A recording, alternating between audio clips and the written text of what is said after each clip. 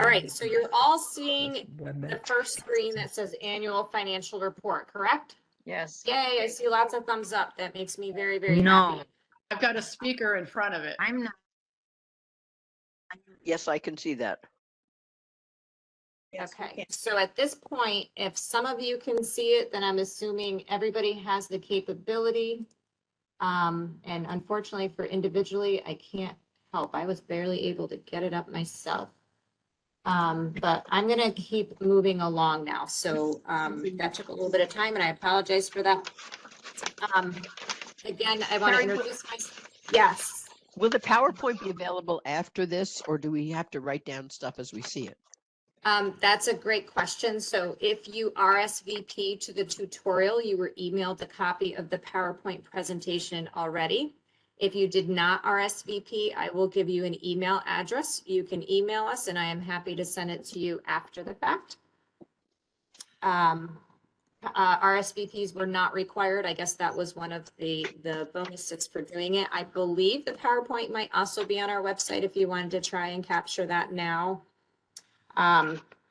Anyway, let me keep going. So again, I'm Carrie Ferrezzi. I'm an associate accountant here at the Division of Cemeteries. We do have other staff across the state that are joining us today. I am only able to see my presentation. So there is a chat feature that is in the presentation.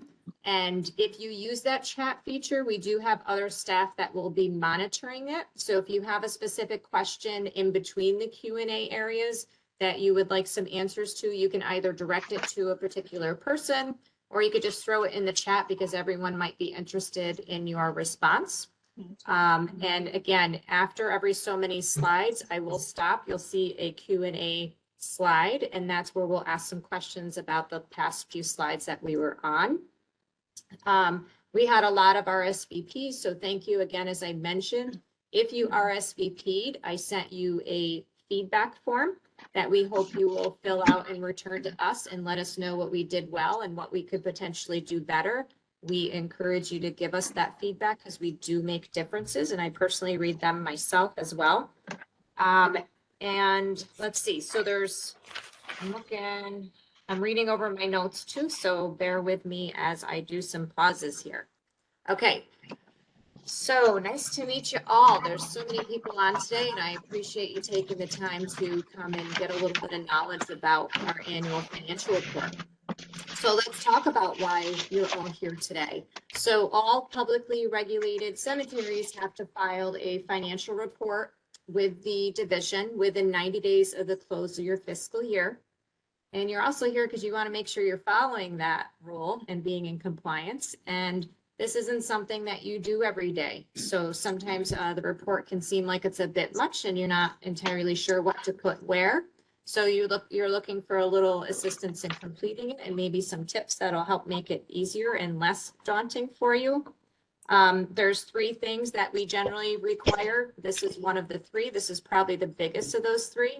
In addition to the annual financial report, you'll be sending in vandalism and assessment fees for any burials that you did throughout the year.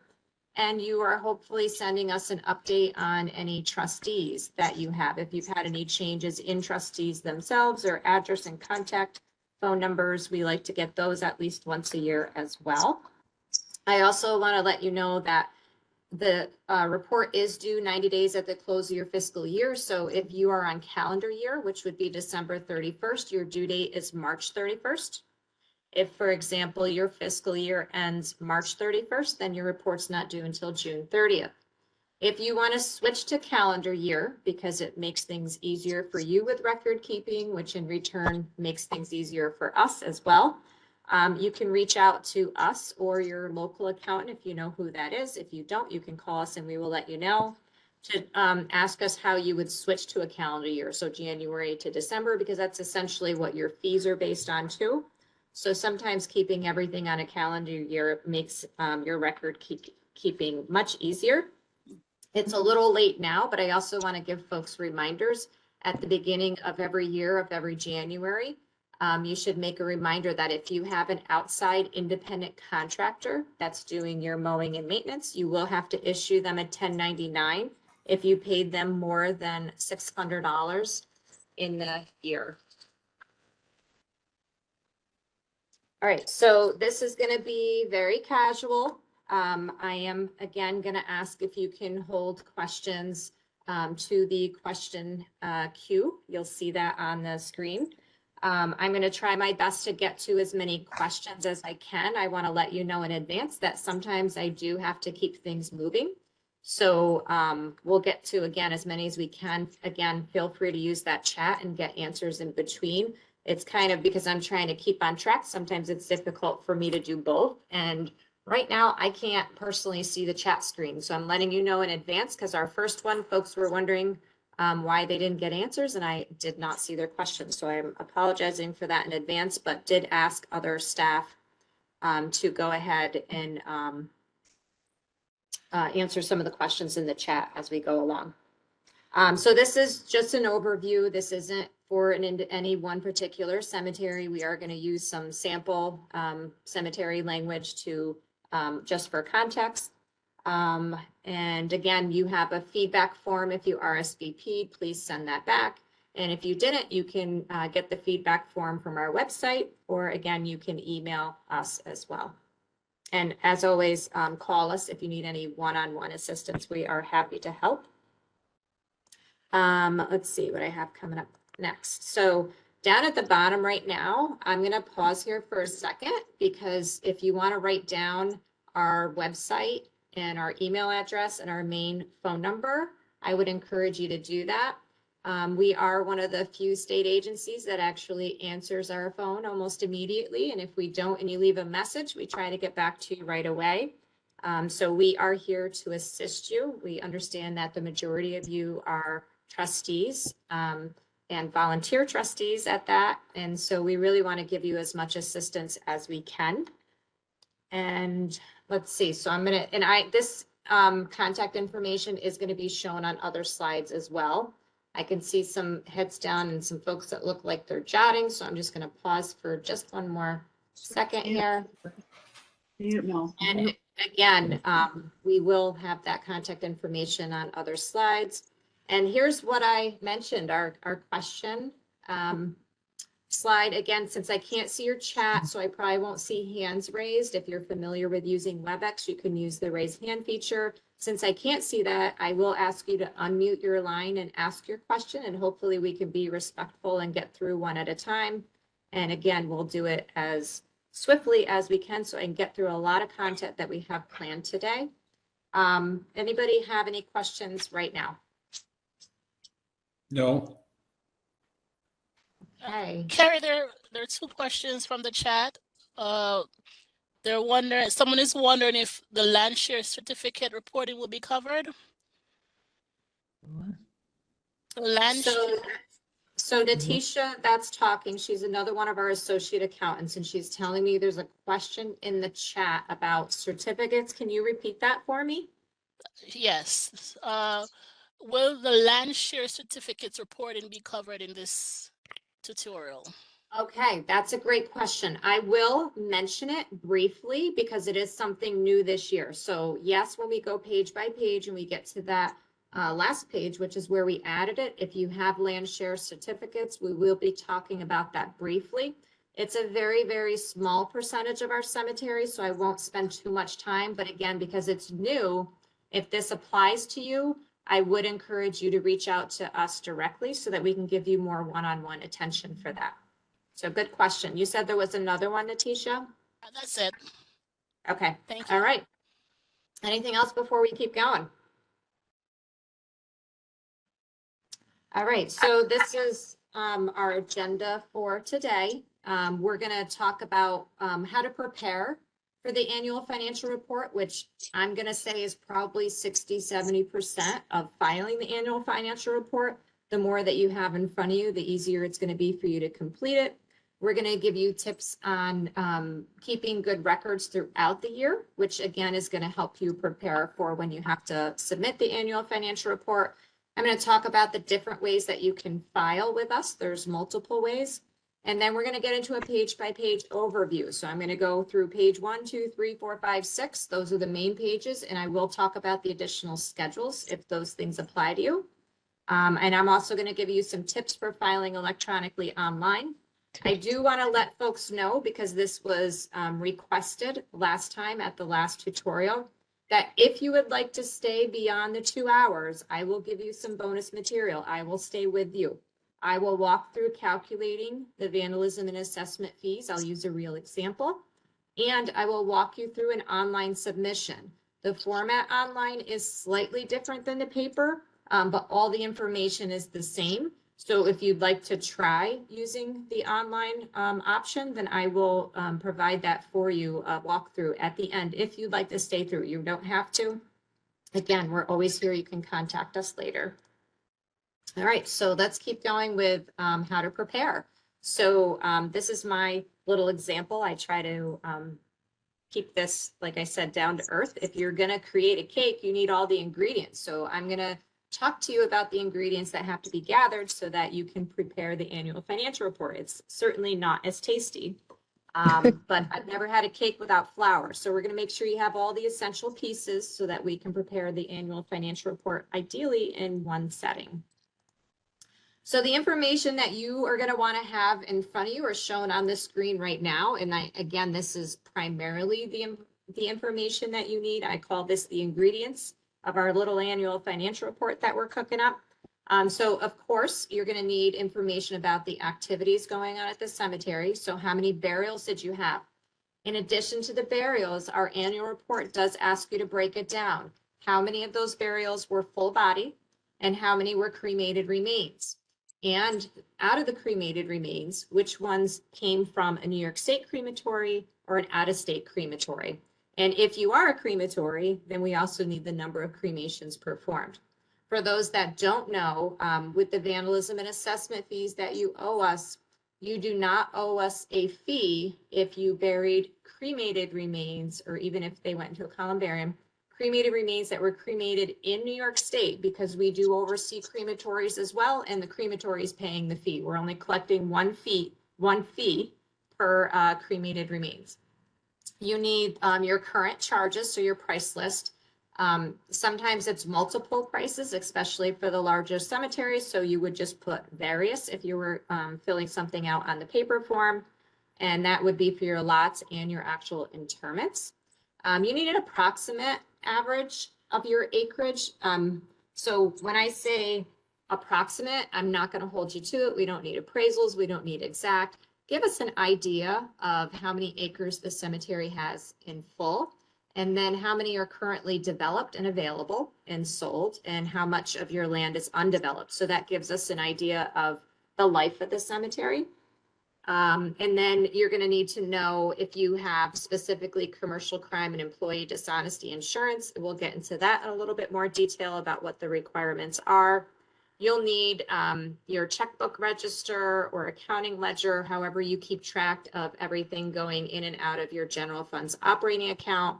And then you need your year-end bank and brokerage statements for all of your funds. So every cemetery should have at least a general fund and a permanent maintenance fund. If you have a special trust or perpetual care, if you're offering pre-need services, installment plans, anything like that, those would all be different funds that we would need to report in our annual report. Okay, any questions on the things that you need to have in front of you?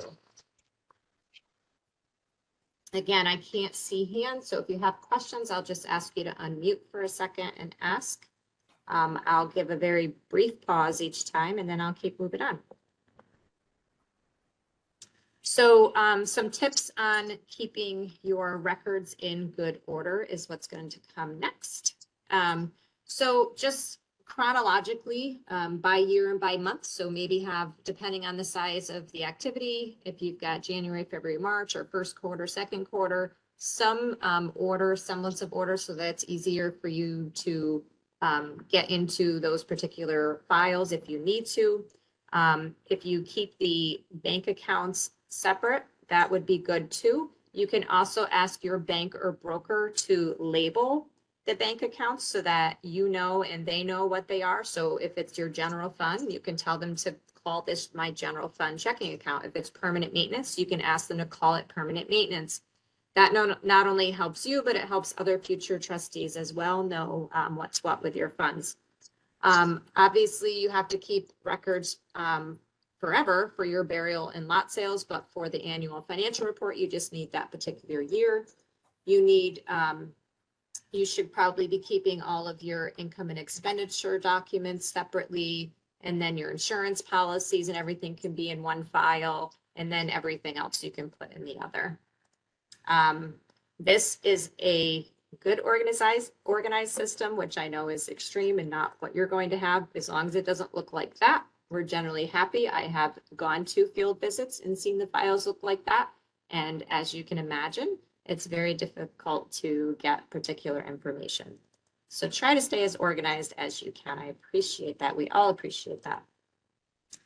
I wanted to also let you know that if you need help with organizing, or if you want an additional way to organize, I wanted to let you know that we do have some sample documents that you can reach out to us on later, or to your accountant specifically. This is a log that we have that we can offer that just tracks all of your lot sales. And you could use this, like I said, either in addition or instead of whatever method you're keeping on it. It's a good thing to have all at one glance.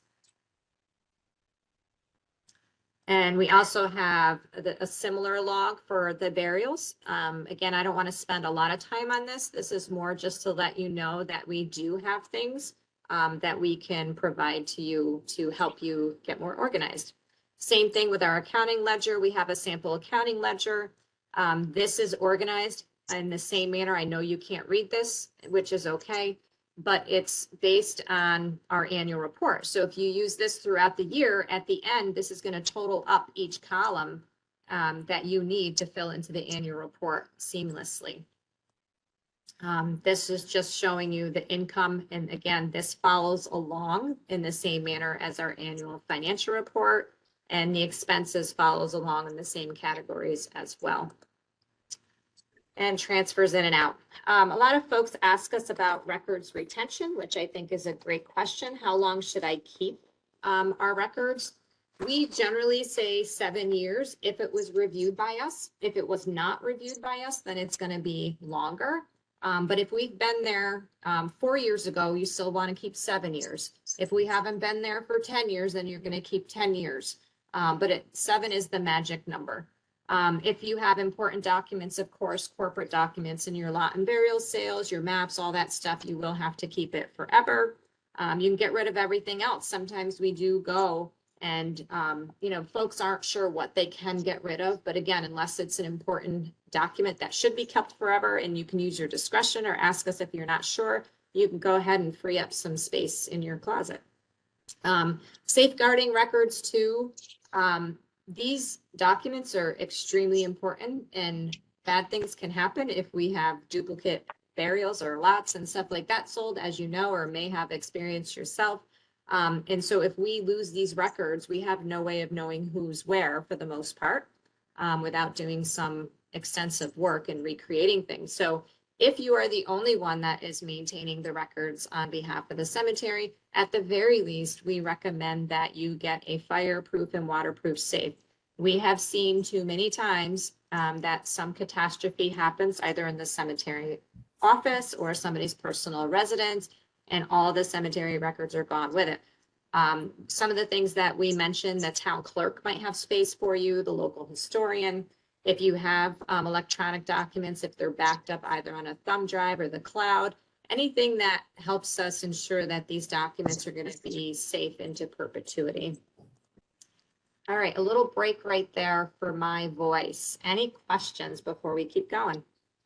Does the crime insurance, does D&O insurance policy cover crime insurance? So D&O, which is director and officers policy, it does not cover the same things typically. D&O is meant to protect the trustees, and the commercial crime employee dishonesty is protecting the assets of the cemetery. I will get into, there is a slide shortly coming up about commercial crime and exactly what that is, but the short answer for that is no, they are not the same policy. Other questions? Hi, All this right, is Marilyn. Yes, Marilyn, hi. I was wondering, Terry, if you could go back to just the screen where it had your sheets where it said expenses. I I'm didn't. on my way. Okay, thank you. All right, what do you got? Well, I'm just kind of getting a picture of these. And I just didn't get that one, but Oh, okay. is that something we can send to you? Yeah, to any get? of these ledgers that I showed you, I'm showing you more for letting you know that they're available. I don't want to spend too much time on it because I want to Okay. get through the annual report, but 100% reach out to us. Even if you put it in the chat, one of our staff members may pick up on that. But again, our main cemeteries email box, we are happy to send you whatever information we have. Absolutely. Okay, thank you very much. You're very welcome.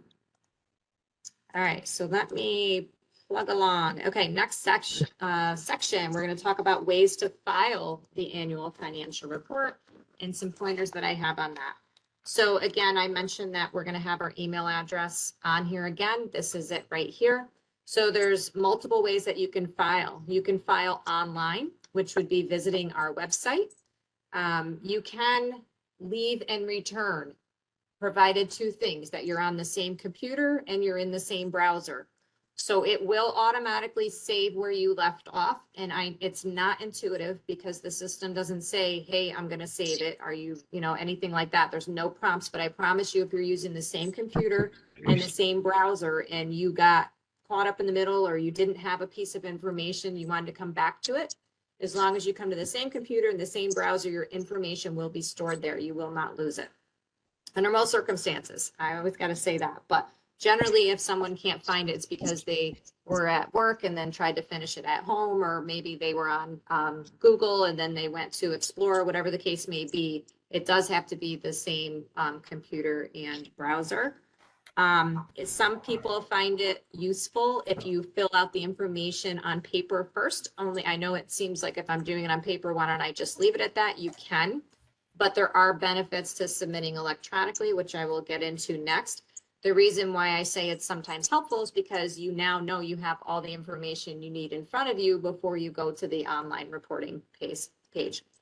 You can absolutely send it to us on paper on our division website. There's a PDF, one of which you can fill in and print out and mail to us, or fax to us, or scan it in and email it to us.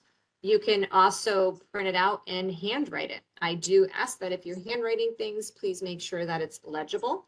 I promise you we will reach out, or we try to reach out if there's something important that we can't read. We generally say that you can also mail it to us as well. If you're sending it to us in one way or another, if you could just maybe give us a heads up, but not send it in multiple ways, because it will be recorded in our database as received twice. So one method is sufficient. And if you want to know if we received it, you could reach out to us. Again, if you are submitting electronically, one of the bonuses is that you automatically get a receipt. So the third option is submitting it electronically, and there are benefits to that. You will get a PDF of the completed annual financial report sent back to you. The notification that you have complied with the division rule to submit an annual financial report will be recorded immediately. It avoids, if you don't send it to us electronically, our staff is physically entering all of that information into our database. So you are helping us if you do it electronically, so we don't have to rekey it and potentially put something in incorrectly, because we are human and we make errors. So it is a much more quick process, because now we're just reviewing everything and moving on. And it is a permanent record because it's electronically. It also pre-fills and does a lot of the math for you. So if you do it electronically, then you're going to have the numbers filled in for you automatically on the vandalism and assessment, which is another area that sometimes folks have difficulty calculating. And I'm gonna keep going. I think I saw a hand come up, and I promise you there is a question and answer slide coming up in a couple slides. So very quickly, do we have a preference? That's what you're all wondering. And you can tell by the way I'm talking, we are trying to push people toward electronically filing. It doesn't mean that it's the only way that we're going to accept it. We understand that some people are just not comfortable with that method. But if you want to give it a shot, then we will be very happy for you to do it. There's no harm done. If you can't finish it, then you can send it to us on paper. Again, you can reach out to us and for assistance, and we'd be happy to help you. So the compliance things based on our statute, our cemetery law, does say that every regulated cemetery and crematory has to file an annual financial report. And again, it has to be on or before March 31st of the calendar year or 90 days after your fiscal year. And the statute does say, and this is the article here, you can look it up, that there is a penalty of $100 per day if you're late. We are obviously, many of you may know, not enforcing that for the most part because we understand everybody's got other things going on. If it is going to be late, though, we just ask if you can give us a courtesy heads up so we won't call you and nag you and look for it. And we understand that you're on top of it and it's just some unforeseen delay cause it to happen. And yes, call us if you need an extension. And I've got pointers and then we have some questions coming up. So if you can bear with me through this slide, I'll see if you have any questions. Some pointers: complete the annual report in its entirety. So you're supposed to complete it with as much accuracy as you can. Complete it in its entirety. Even if you are attaching additional documentation of your financials, there are some bold lines on the financial page that have to be completed, even if you are attaching additional documentation. Another reminder, if you are printing your annual financial report, please make sure that it's clear and legible. Maybe put it in front of someone else and ask if they can read it, because I can read my own handwriting sometimes and the person sitting next to me can't. So that's always a good way to make sure that it's legible. We do require 2 signatures. I know that sometimes you're not all in the same house, right, or at the same place. But if we don't have 2 signatures, we will send it back for the second signature. We really want to know that at least 2 trustees have their eyes on the finances of the cemetery affairs, and the 2 signatures lets us know that. If you have investments for any of your funds, you do have to report the cost and the market balance, and I do get into that a little bit more on another slide. If your brokerage statements don't have cost and market, please reach out to them and ask them to add the cost balance. Sometimes they don't automatically. If you have difficulty distinguishing what is cost and what's market, there are some slides in the end where I have some samples that'll hopefully help you identify that. If you have additional schedules, and that's based on the responses to questions that we have on our page 6, please attach those for us. If you have the requirement, so if you're a medium or a large cemetery, which is generally over $1 million or $10 million in total assets, you will have to give us a CPA review or report. If that's going to come later, you can still send us your annual financial report on time. We understand that once a CPA reviews it, there could be some modifications, but we'll just set it aside and wait to match those up later. We still ask if you can comply with the 90-day deadline. Double check all of your information before you submit it. We often see a lot of math errors that could be avoided if you went through and double checked. And if you are able, if it's not electronic, you can retain a copy of for your records before it gets, just in case something happens with the mail, you have a copy and can easily reproduce that again if we call you and say we never received it. All right, so I have a question area here and I can take a breath. Any questions for me at this point? I had a question about if you send the annual report via email, would you like a particular reference in the subject line, possibly a cemetery name and number, or is there anything in particular to make life easier?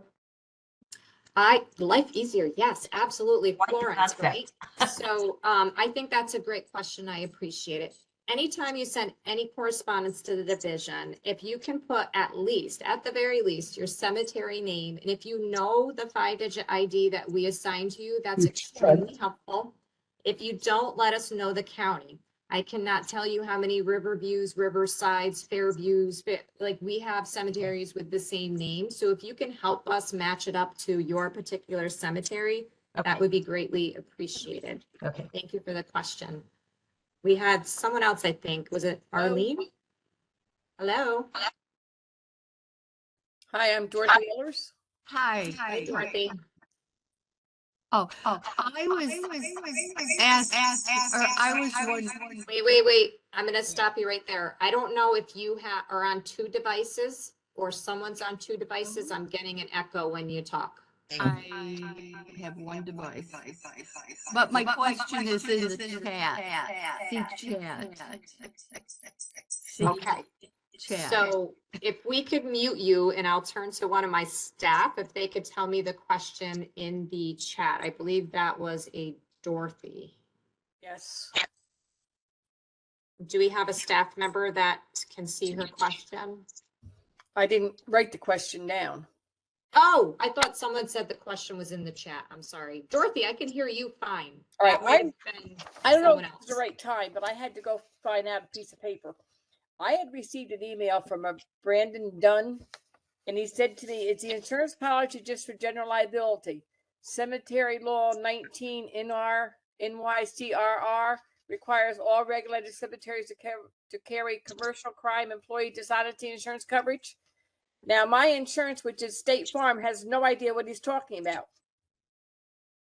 Yeah, so it is a very specific coverage that the division requires, and it is different from general liability. But So why don't you? the insurance company has no idea what he's talking about. Yeah, we can help your insurance agent. So we can either relay the information to you, or we're happy to talk to them on your behalf. So if you could just get in touch with us, and we'll talk more about Well, that I've emailed him offline. several times. He doesn't bother emailing me back or answering me. So Get this straightened up. I would recommend, I apologize for that. Brendan is one of our investigators in the field, and the accountants oversee the insurance areas. So if you reach out to our main cemetery line or email, we'll make sure that we get the accountant that's assigned to your particular cemetery to answer your question. Any other questions? All right. Oh, okay. Oh, you know what? One of my staff members just came in, which I really appreciate. We have a new Brendan. So just to confuse everybody, there's 2 Carries. I'm not the only one. We have 2 Mikes and we have 2 Brendans. And one of our Brendans is an accountant and one is an investigator. So if you emailed Brendan Dunn, he is currently on leave. His email is now on forward to our main email box. So I apologize if you're reaching out to Brendan Dunn, who is on an extended leave. If you do have Brendan Dunn, or have heard from Brendan Dunn, and if you did, you're lucky, because he had only been with us for a couple weeks before he took his leave. So I apologize. That would be why you're not getting a response. So please reach out to our main line and we will get back to you right away. This is a copy to you. Yeah, and I'm not sure where it is or what happened with it, but if you reach out again, I promise you that we will get back to you right away. Okay, is anyone else having trouble getting this insurance, whatever you want? No. So it just might be the way that it's explained, but I have some pretty clear information that I could share with you. All right, I won't waste anybody else's time. Thank you. No, I appreciate the question. Hello, Carrie. Yes. We do have a question in regards to how to add signatures online.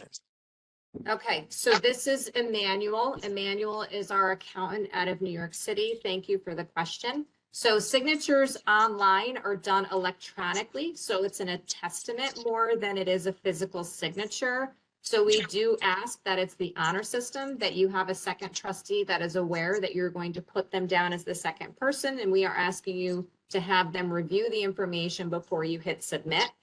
Because the little checkbox certification is telling us that yes, 2 of you had eyes on that. That's a very good question, though. I appreciate it. I have From- one more question in regards to receiving prepayments regarding the interment of ashes. An individual wants to know whether or not they need to open up a separate bank account to receive these payments or track them, I'm guessing. No, you do not. And the question, and that's a manual again, asking if you should have a separate bank account to track fees. And some people ask that about the allocation for permanent maintenance. I will get into that in another slide. Everything should funnel through your general operating checking account. So all money that you're collecting should go into the checking account and come out of the checking account. So you have 100% going in, and then you would write a check for your fees, and you would write a check or do a transfer for your permanent maintenance allocation. So good question. I appreciate that. Thank you. And I saw something pop up briefly. So I guess I have things that pop up. I just can't see the chat. At one time, we did require cemeteries to have a fidelity bond, which has generally the same intention as protecting the cemetery assets, but the commercial crime insurance is a little more sophisticated. So if you still have a bond, reach out to us and we'll talk to you about the distinctions and why we are now requiring commercial crime and employee dishonesty. All right, I'm gonna keep moving. I had a question. I'm sorry. I was That's okay. starting to ask it and somebody else jumped in. Go right ahead. If we have a cremation from an out of state, could they have had papers to prove that Yeah. this guy brought his father in from Oklahoma? Yeah. Yeah, so if you have the cremation certificate, that will list the crematory on there. Sometimes you're getting cremains that could have been sitting on someone's mantle for many years. So you may not necessarily have a cremation certificate. So at this point, you're just taking somebody's word for it. If they say that it was cremated in Oklahoma, then just take their word for it and you will be responsible for that extra fee. Okay, it was him and 6 pets. So 6. Yeah, and we'll pets. talk about fees a little bit when we get later on too, because you can collect additional fees for remains of pets. But Okay. we'll get into that a little bit later, okay? Okay, thank you. All right, so you're welcome. I'm gonna keep moving along. This is where I'm gonna get into the page by page overview that I promised you. This on your screen is probably very small, but it's just to give you a visual of there's generally 6 parts to the annual financial report. And there's now a 6th part that we mentioned about the land share certificates. Everybody is filling out the first 3 parts, which is general information and activity. And then there's the operating statement, which is all of the cash coming in and out of the main bank account. And then there's your operating and trust fund. So it's your actual assets. How much money do you have in the bank on December 31st at the close of, or at the close of your fiscal year? Again, this part 6 for certificates of indebtedness and land share certificates is new. These additional schedules are only required if on our question and answer page, if you answer yes, then it might prompt you to do an additional schedule in those particular situations. Do not try to read this. This is just if you've never seen an annual financial report before, this is the first 2 pages.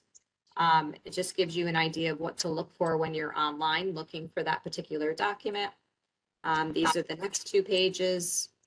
And then I mentioned that the last page is always questions and answers. Again, I'm going to go into more detail by detail. I just want to make sure that you're all with me still. And I didn't put anybody to sleep yet. We still got a lot to cover, so we're going to roll up our sleeves and dive right into the annual financial report. And you will all be gurus at the end of this, I hope. So part 1, which is page 1, it's at the very top. It's the general information. I mentioned there's 3 sections. So the general information is going to be have our header. So it's got the information about where you can submit it. Again, if you're not doing it online, it's got our address. It's got our website where you can find our email address as well. I point out here that cemeteries that file CPA reports must also complete this report, and you can attach additional pages if needed. I say that because some folks think that if you have a CPA review or financial report independently, that you don't also have to do this. You do have to do both by statute. It does say that the annual report has to be in our prescribed format, and this is our prescribed format. So, oh, I'm just pointing to some things here that I already mentioned. So at the top of the general information page, it's just the year that you're ending. It's got your cemetery name. It's got the county that you're in, this 5-digit number. The 5-digit number is very important because if you get that wrong, then we're going to record it against the wrong cemetery. We try really good when you send something in manual to match up the name with the ID. But if you're submitting it online, it's going to automatically go to the wrong cemetery. There's no human intervention there to make sure it gets the right place. So just double check your 5-digit ID. If you're not sure, reach out to us. Your federal ID number, your address. If this is going to someone on your board, so you don't have a physical address at the cemetery to get mail, make sure that you give us the address or the name of the person whose address it's going to. And of course, your city and state. So that's all basic information. And who's keeping the financial records? Most often that is your treasurer. And this is just so that if we have any questions on this report, we know who to reach out to. So the middle section, I think I don't know if someone's trying to ask something or if you're not muting and I'm overhearing you. So just a reminder to mute your lines if you could, please. The middle part of page 1 is also general information. It's about the activity throughout the year. So we're asking for your number of burials. Again, this is why I said it helps to have this in front of you. Total number of full body burials and cremated remains, whether it was in or out of state. And if you're crematory, then you're going to have some additional things to fill out here. This is your charges. If you're doing this by paper and you have multiple interment fees, as it mentions, you can say various. Online, there's no way to type in characters other than numbers in this field, so you can just put one of the numbers in there. We're not going to verify that. So this is your general interment fees for adults and cremated remains. Again, this is an estimate of how many acres you have and what's developed and undeveloped. So we get an idea of your how much you can expand still. And yeah, as I mentioned, there's 2 fields that are only for crematory. So this field here and this field here is only if you're a crematory. Everything else is for everybody. This is the commercial crime section, and it is asking how much you have in coverage. So the rule of thumb is $15,000 is the minimum, or 10% of your total assets, whichever is higher. It is based on cost basis. So if you have investments, it's not the market, it's the cost. The maximum coverage that we require is $500,000, which we do have some larger cemeteries that have to go up to that. It covers the officers and directors. It protects the assets. So if there was anything that happened to the assets, whether it's financial, so if it's liquid, or if it's your tractor or your computers and somebody went rogue and got mad and destroyed all of that, you have the insurance that could help make you whole again. Let's see. This bottom section about conflicts of interest is a requirement from the Attorney General's office. So there is some things on our reports that are for not-for-profits in general, but since they are required for not-for-profits and all cemeteries are not-for-profits, we ask if you have a conflict of interest policy. That's just something that you're going to share with your board, letting them know that if you have a potential conflict of interest, like if you have a financial stake in, say, you own the business that's doing the mowing or maintenance, you're going to disclose that to the board in advance. You're going to recuse yourself from any conversation around it. So you're not going to negotiate what they're paying you or your son's company, et cetera. And you won't vote on it. So it's basically you're being unbiased in that and removing yourself from the conversation around it. Again, it doesn't mean that you can't do business with people you know, because that's generally what a lot of folks do. It just means you have to disclose it to your board. If you don't have one already, please reach out to us. We can give you some guidance on creating one of those as well. And again, that's just a little reminder, 15,000 or 10% of your total assets of the cost basis. At the bottom, I mentioned we want 2 signatures. If just a repeat of your cemetery name, these are the 2 officers or trustees that are reviewing the annual financial information that you put on this. And then if you're submitting it to us by paper or faxing or whatever, if you can obtain an original signature first, please do so electronically. Again, as I mentioned, it's more of an attestation. So we're taking your word that 2 people gave permission to have their name on that. Just pointing out down here that this is the official name of this form. It's DOS 0415. That's pretty much internally. Our last revision was in November of 2019. I'm hoping that there's more revisions to come because as we become more familiar with it and get your feedback, we try to make enhancements to it all the time. Again, this is page 1 of 6. The annual financial report is generally 6 pages. And again, a repeat, 2 signatures from 2 individual trustees. That's often one of the main things that gets missed. All right, page 1. Any questions on page 1?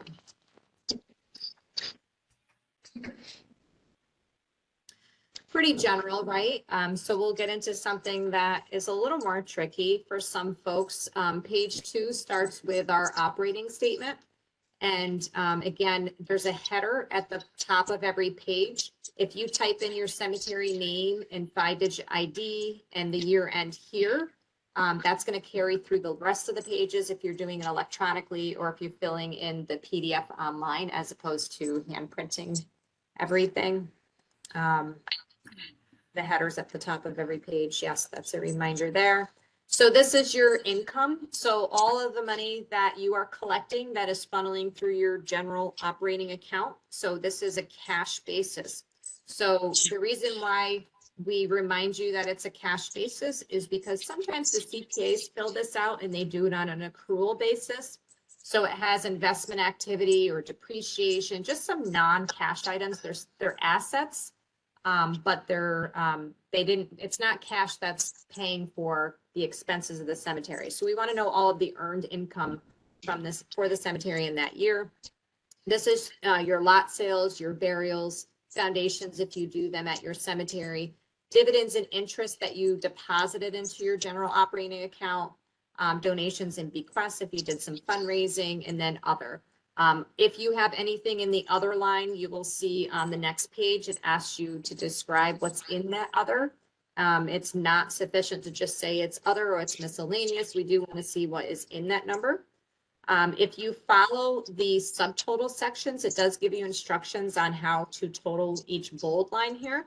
So in this case, it says add lines A through H, and it's just a simple addition of A through F. I'm sorry, A through F. That's going to go on line G. Up at the top here, it says you can attach a statement of income and expenses in lieu of completing this main information, but the bold lines still have to be filled out. So that's another common area where if someone is attaching finances, they think that they don't have to fill this page out at all. We do still ask that you fill in the bold lines. If you want to fill everything in still, please feel free. We would appreciate it. But at the very least, we ask you to fill out the bold lines that are on this page. You're getting this information from, again, your checkbook register, your accounting ledger. If you have software, then you would know where to find that on your income statement. Down at the bottom of that page, we've got the subtotal from up above, and then we've got all of your expenses. So again, we may not cover every category of expenses that you have. That's why we have an other for expenses as well. If you do put something in the other section, again, please fill out the other column on the next page. And again, it does tell you how to do the math here. So if you read here, it says add lines H through R. You could see that H through R is everywhere that you added an item, a number in here. That's going to be the total. The bottom says net operating surplus or deficit. This tells me whether or not you covered your expenses in the year based on your earned income. So if you brought in 25,000 and your expenses were 23,000, you're a near break even. You have 2,000 left over in your checking account at the end of the year, in theory. Let's see, anything else on that?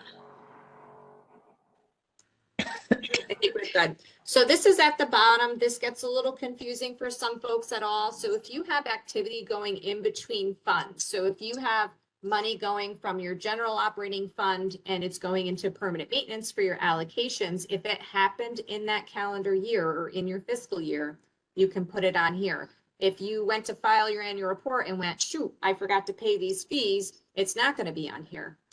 So again, this is cash in and cash out. So if the cash went out in the year, then you can put it on there. If not, then it'll go on the next year.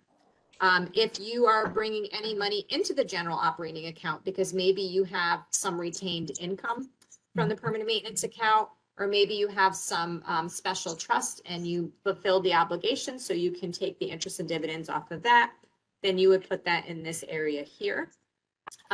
This subtotals everything, and you have a total in and out of the of other funds. And then again, if you total all the lines from up above, so it was 1, which was our subtotal from before, subtract line 3, and then subtract line 4, or add line 3 and subtract line 4. It's a good thing I have this written here too. And then you get an ending balance. In theory, that ending balance is supposed to match your checkbook account. So the beginning balance is supposed to be what your balance in your checking account was on January 1st. And then this number down here is what it looks like on December 31st, which then becomes your beginning balance on the next year. Right. And down at the very bottom, this is also another confusing section. So I'm going to try and make this clear. And if you have questions when you get to it, please call us. We then ask again about dividends and interest. This is something that is in the top section in the income line. The distinction is, one is money that you earned in that calendar year in the general fund account. Because remember, I said it's all money going into the general fund account and all money coming out of the general fund account. If you earned dividends and interest in other accounts and you didn't transfer it into the general fund operating account, it would be on this line in addition to what you earned in the general fund account. So this is total interest and dividends from all accounts that the cemetery holds, any type of assets. This is just a little reminder down here that the minimum requirement is that 10% of all income from lot sales, which includes if it's a crypt or a niche, whatever type of final resting place that you sell, 10% of that has to go into your permanent maintenance account. Every type of interment, whether it's going in a crypt, columbarium, $35 for every interment, including your cremated remains, unless of course the cremated remains were cremated in New York State. So again, there's some tricky little things there. So as you're going through it, we're a phone call away. Yeah, so that's just another little hint about the dividends and interest. Make sure that this includes what you reported up top, but it includes interest and dividends on every single account that the cemetery has. You should be able to get that on your year-end statements. And then we've got this. Oh, this is just the other part. So when I mentioned if you're putting other, we had 3,000 on the other page. This is a breakdown of what it was. So this cemetery is getting assistance from their town. So that's an other receipt. If they had money for renting tents, if they did a 50-50 raffle, anything that you think doesn't fit nicely into the top section, you could put it in other and just describe what it is down here. It reminds you, put this total on line F on the previous page.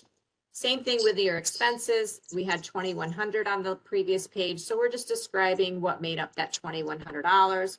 So again, some things may be postage if you're paying for a water bill, if you did get that fireproof safe, flags for Memorial Day. This is just some ideas of different expenses. I know there's going to be many, many more, but just to give you an idea to please give us the details. And then again, this total would go on line R on the previous page. I put this in here. I didn't have it on the last one, but some folks had asked for a little assistance on identifying cost versus market. I don't want to spend too much time on here because every investment statement looks different. So if your cemetery has investments, it'll give you a little idea of what I mean by market value versus cost. If you don't have investments, please bear with me. I'm going to try and get through this part quickly because as I said, I want you to know it does exist, but you can call us for specific questions with your cemetery. So this is a sample of an actual investment statement. You could see it says total market value here. That's your market value that goes on the annual report. It's not your principal market value. Sometimes it has two different things. It's not your income market value. It's your total market value, which is actually a total of these two. That's what goes in the total column. On the next page, it has the breakdown of the equities. So you can see this is a diversified portfolio. It also specifically says cost. So the cost of all of these types of equities is down at the bottom. So the total principal assets under the cost, you can see that that 1.579 is different from this $875,000. So unfortunately, this is a year when this cemetery market tanked, and what they put into it was not what they were going to get out. You also, we look at realized gains and loss because there is a reconciliation page. It's not unrealized gains loss. That's what you would get if you actually sold some securities or if your broker sold some securities. It's realized gains and losses that we're looking for on the reconciliation page, which we will get to. Again, there's some other things that seem a little tricky. If you have any difficulty distinguishing what's what, you can either call your broker or your accountant, or again, you can call us because we're more familiar with it as well. This might be kind of small, but everything was on this one page here. Your year-to-date column, so again, don't take from the current period because that would have been one quarter generally. Your contributions, so money that you put into the fund, money that you took out of the fund, trust fees, everything that you need to fill out the permanent maintenance reconciliation page or perpetual care, ask for the same reconciliation, you should find on your investment statement. And again, then you see realized gain loss. So on this page, you saw unrealized. On this page, you saw there was some activity in the portfolio, which resulted in some realized gains loss. And we take the total short and long term, and that goes on the reconciliation page. This dividends number is something that's going to go into that dividends number on the bottom of the operating page. So again, I don't want to get into too much detail with that because they, trust me, every broker does different statements. I just want to give you an idea that to what to look for on a statement. We're going to stop for just a couple of minutes for questions on that next page part. On the lot sales, the gross lot sales, does that include corner markers? So you can do it one of two ways. So it depends on how sophisticated your corner markers are. If you are giving one fee to the public for your lots and it includes corner markers because that's what you require in your cemetery, you're certainly welcome to include it in your lot fees. If it's an optional thing that you're selling separately, you can list it as an other expense. I will tell you that you are not required to put 10% of your into permanent maintenance on the cornerstones. So if you wanted to, and a lot of cemeteries don't because it's just an extra math step, if you're selling a lot for $100 and corner markers cost you $50, you could just do 10% of $950, which is $95 instead of $100. Some folks say it's only $5 and it's easier. I'm just going to base it on the $1,000. But if you want to separate it, you're welcome to. If it's a small amount and you just want to throw it all on one line, you're welcome to do that. Good question, though. On cremations, if you have two cremations buried together, does that count as one cremation or two cremations? So that is two cremations. So I understand that the fees could be different if you're burying them at the same time. You only have one hole that you're digging. So that's the cost that you're collecting. However, for every set of remains, whether it's cremains or body, it is a separate burial. So the $35 per burial would be two. So it'd be $70 for those two particular burials. A good question. That's a good question. Anything else before we move on? Yes, I have a question. Sure. Back to the transfer from the operating account to the permanent maintenance account for cremains and burials, etc. If that transfer was not made in the same calendar year, but was made in the subsequent calendar year, at the time the treasurer was preparing the annual report, the report then should not show that transfer. Is that correct? Yeah, so again, cash in, cash out. If the cash went out January 1st and your fiscal year ended December 31st, you're not going to show that amount on that annual report. You'll show it on your next annual report. Okay, so it would be for the next annual report, but it really would be for the previous calendar year. Is there a distinction somewhere for that? Yeah, so I mean, the statute requires you to do quarterly deposits to your permanent maintenance account. We understand that a lot of the smaller cemeteries don't have a lot of burials, so you're doing it once a year because you only get 1, 2, 3 burials or whatever the case may be. We generally say set yourself a reminder December 1st. You're generally not that busy in the winter season to remind yourself to do that transfer to the permanent maintenance account. So that way it will be on that particular annual financial report. But again, because that page is meant to capture your cash in and out in that particular year, if you did not pay it out in that year, then you're not recording it in that year. We're not going to look at it and say you had 8 burials and the math is this, and you're saying you only transferred that the next year. It could be more or less because we understand some folks are now filling out their annual report and going, oh, shoot, I forgot to do my allocation. So it's fine that it's different. It does happen. Okay. We so- do ask you and encourage you to try and get your allocation transfers done before December 31st. Okay. So if that were the case, then in the following year, you would have the previous year's allocation plus the current year's allocation on that report for that current year. Yeah, I mean, if you work January 1st for the prior year and then you made that year's in December or at some point throughout the year, then yes, you would have the equivalent of 2 allocation transfers coming out. You had cash coming out of your checking account twice for that purpose. Got it. Okay. If there were potentially other errors on the previous year's report, can you send in an amended report? So you can absolutely send an amended report, but I can tell you what's much easier is if you just reach out to us or your accountant that's assigned and just let us know what it is. And then we'll just ask you to follow up an email. We can make the changes in our database. What happens if people submit a second report and it's not clear that it's an amendment, or our admin didn't realize it was an amendment because he's opening up a lot of mail this time of year? It's gonna go in there twice, and then we're gonna be confused. We might not notice that it's in there twice and which one's right. Especially if you submit electronically, there's no way for us to delete one because it's a permanent record. So if you did anything wrong, just reach out to us and we'll make the edits on our end. Thank you. That's a good question, though. We get that a lot. Anything else before I keep going? Okay, let's keep going. All right, so the third section is about the trust fund. So this is where you're telling me, or us, the division, me meaning the division, what assets you're holding on behalf of the cemetery. And the first section is general fund. Again, this is your operating funds. This is essentially board restricted. So as long as you're using it for cemetery purposes and maintenance, you can utilize these funds without any restrictions other than to be prudent in your spending, of course. If you have a checking account, that's generally the same cost and market value. Same thing with savings because it's not an investment account.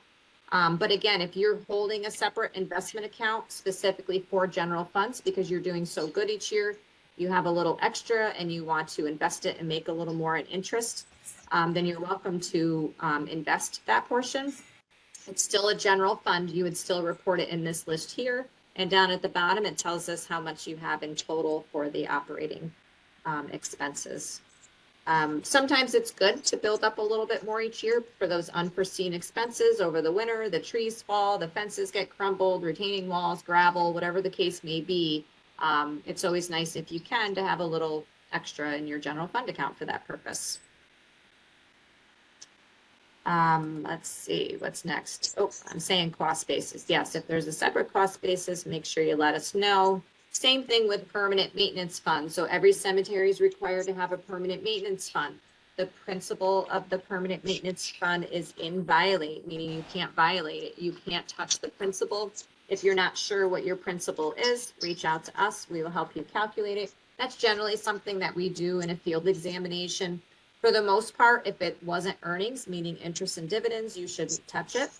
We understand that some cemeteries may have some earnings from prior years that they didn't touch and they want to touch it in the subsequent year. That's fine. That would be retained earnings. As long as you're not dipping into, again, the principal restricted portion of your permanent maintenance, you should be okay. If you want to be more cautious, then please reach out to us and we can help you distinguish that at all as well. Again, it's just the bank name and the last four, the account number, what type of account it is, and then the cost and market value if they're different. Because this is an investment portfolio, you'll see on here, just for demonstration purposes, there are two different amounts on here. Again, I want to remind you that even if you are attaching a separate sheet, you should still complete the bold lines on every page. So you may, if you're a larger cemetery, you may have more than 5 lines worth of accounts. Feel free to attach a different page, but put the total on this page still, please. Just my little reminder, don't touch that principal.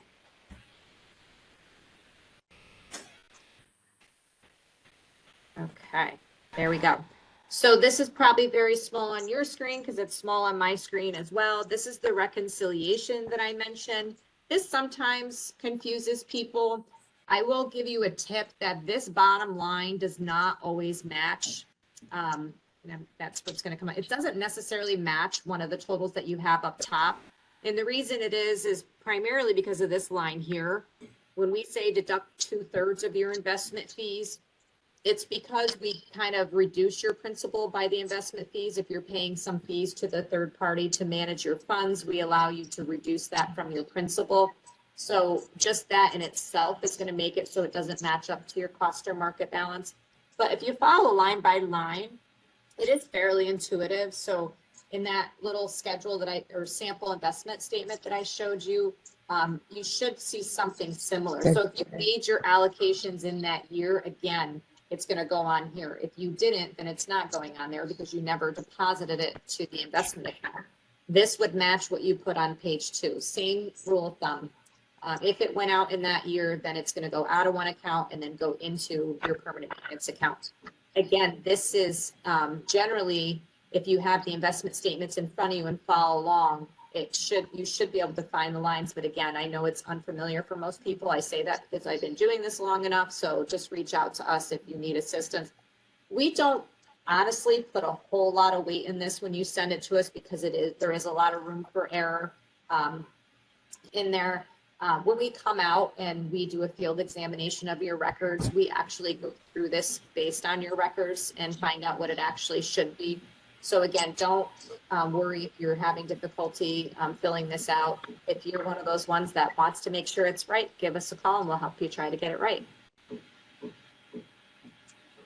Similarly to permanent maintenance, if you have any special trust funds, so that's generally funds that were donated or bequeathed to you with specific restrictions in it, or for the care of a specific lot or plot, flowers, trees, trimmed, whatever the case may be. Those should be kept in some separate bank accounts, and that's the information that you're giving us here. If it's an investment account, again, you will have separate market and cost balances. And if you have more than 5 lines worth, again, feel free to attach a separate page, but we definitely want the totals on this particular line. If you're having difficulty figuring out which one of your funds is special trust, perpetual care, permanent maintenance, whatever the case may be, please reach out to us. We'll get you in touch with your assigned accountant, and we'll look at your particular circumstances and help you weed that out, make that determination.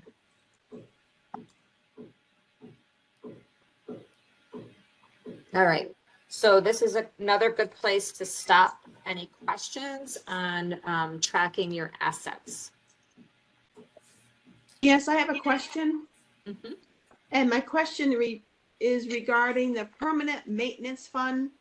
We have a CD for that fund. And can you just review how I should report that on the report? Because I'm very confused regarding how to report the interest. And it is a fiscal CD. It renewals in June or July, I believe. Thank you. Of course. So if you have a CD, first thing is you're going to have the same cost and market balance. The only time you're going to have two different balances is if it's an investment account, meaning you've got securities, so stocks, bonds, mutual funds, that type of thing. So you'll have the same number on both lines. When you get a statement at the end of the year from your bank, whatever they say that balance is at the end of the year, that's the balance you're going to put on that line, even if it includes interest and dividends. The only time the interest and dividends is not going to be included on that statement is if you already drew them out and put them into your general fund operating account. We encourage you to do that. The earnings on the permanent maintenance account are yours to spend for general cemetery care purposes. So pulling it out on a more regular basis is fine. If it's a CD and you can't pull it out that year because you have, maybe it's a 3-year CD, we generally ask that when it does renew that you add the allocations to the CD. In the meantime, if it doesn't renew annually, then you can keep a separate savings account and also label that as permanent maintenance to have the allocation sit in there until either you build up enough where you think it's worth adding to the CD or until the CD renews, whether it's 3 or 5 years later. When it does renew, you can add whatever is in that savings account, but you're at least meeting the obligation to make the allocation into your permanent maintenance account. Did that answer your question? Yes, and Kathy, what was her? Chittenden was in for an audit here, and we'll probably ask her to come back and so yes, thank you. I won't hold us up. Thank you. Yeah, again, reach out to us and your assigned accountant, so Kathy can certainly assist you as well. Okay. But I appreciate the question. Any other questions? I have a question. Of course.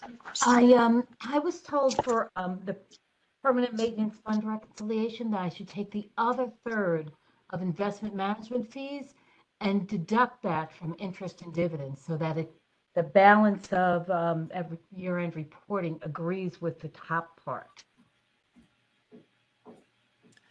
I mean, if you wanted to reconcile it yourself, you would have to take into account, 100% of the broker fees. That's one way of trying to tie it out to the top section.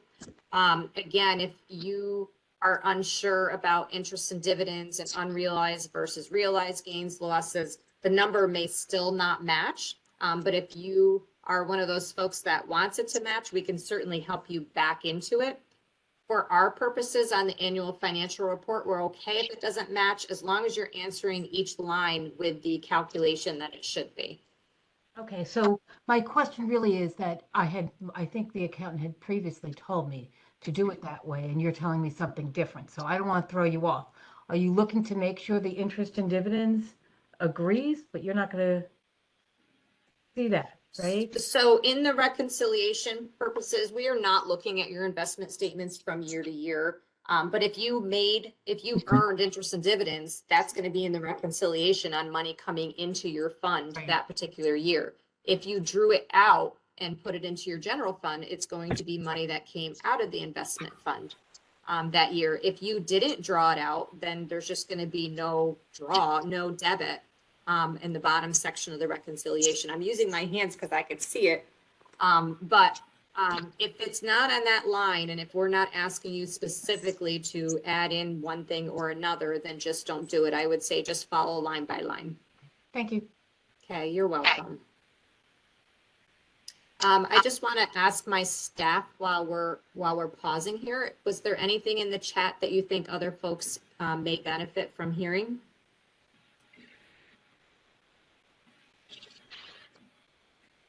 Okay, and you all may be able to see the chat window as well. So I appreciate the additional questions that are coming in through there. One last call for questions before we move forward. All right, we're going to keep going on. I'm going to do a time check. We are at 2:22. That sounds like a really good number. This session is scheduled for 1 to 3. Whenever we do finish, as I mentioned, I will give what I'm calling bonus material. I will help calculate some vandalism and assessment fees, and I will share my screen and walk through an electronic submission of our annual report. Page 6 of our annual financial report ask you some questions, right? It's got 6 questions now because we added the certificates. I jumped to the bottom first because the questions up at the top may not apply to everybody. The bottom should apply to everybody. So we do ask if you filed Form 990 with the IRS or some version of 990. If you are filing the 990 or the 990 EZ and you answer yes to this, then for 990, you're going to give us Part 7, which is compensation of any officers, directors, or trustees. If you're doing the EZ, that same information is on Part 6. If you are only doing a postcard based on the total assets of the cemetery, then you don't have to send us anything. So in this case, when you're doing the online submission, we're going to ask you to do no, even with the paper, because this is specifically saying, are you doing the 990 or the 990 EZ? This does get confusing. So if you're doing the 990N, you're going to answer no here, because if you say yes and you're doing it electronically, it's going to prompt you to attach one of these things. If you say yes, because it's just 990 in general, but you're doing the postcard, you won't have anything to attach. If you are not currently filing the IRS Form 990, I encourage you to reach out to us and ask how you can come into compliance with that.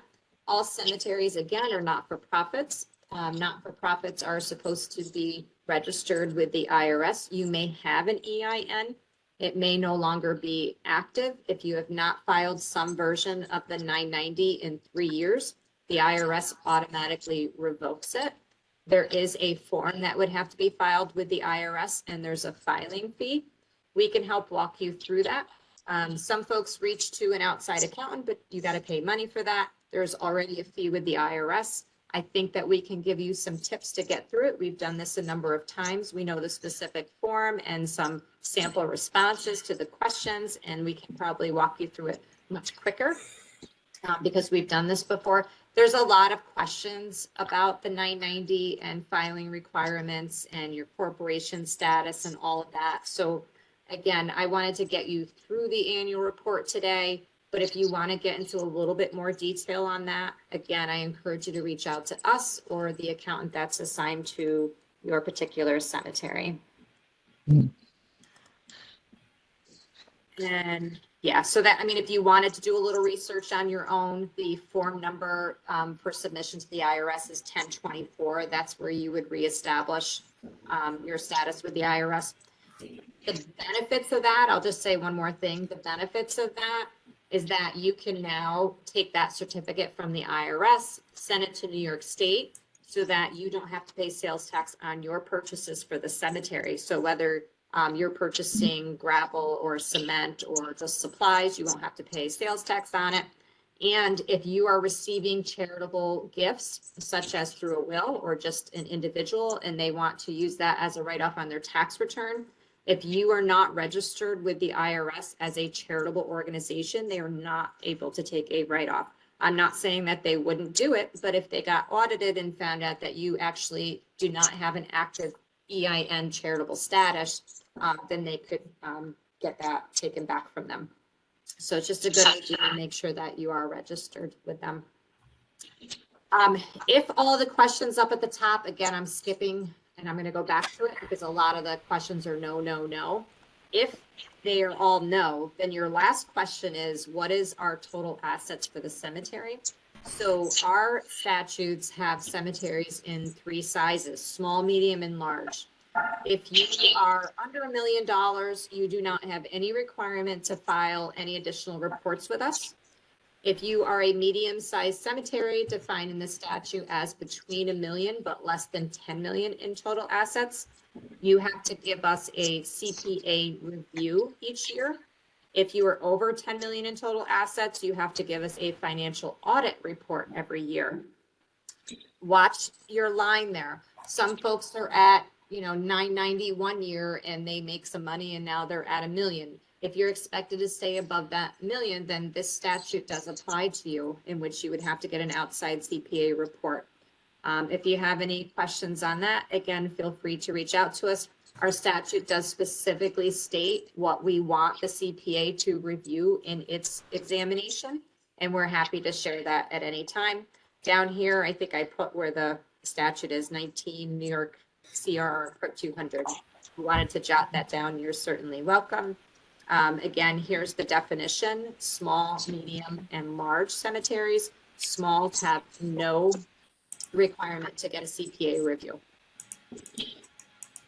All right, so back to the questions at the top. So the first question is, do you have or offer perpetual care?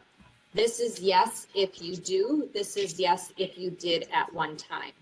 If you are not sure if your perpetual care fund is true perpetual care, please reach out to us. We only came around in 1949. Your cemeteries are a lot older than us, most of them late 1800s. The division didn't exist at that time. So there was no term for the funds that were being built up to care for the cemetery into perpetuity. So most cemeteries called that fund perpetual care. So it's for the perpetual care of the cemetery.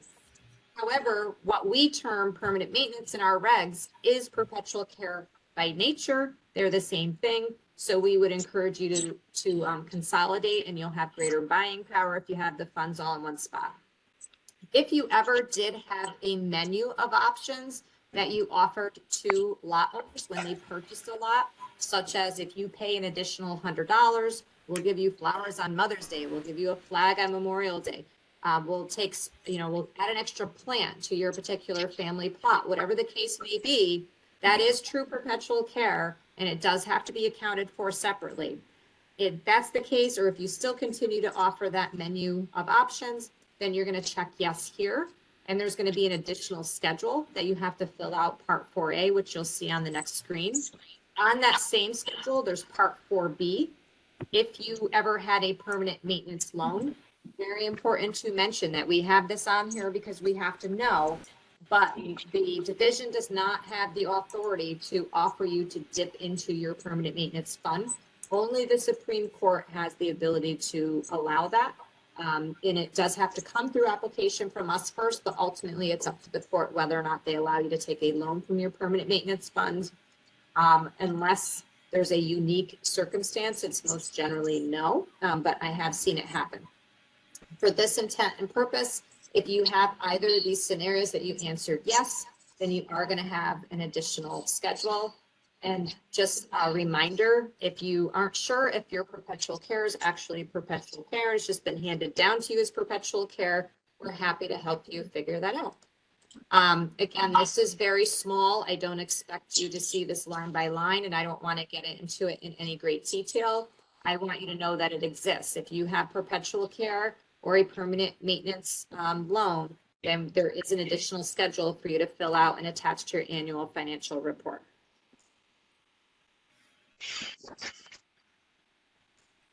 All right, so the next two questions, and these are both on the same schedule called Part 5A and 5B.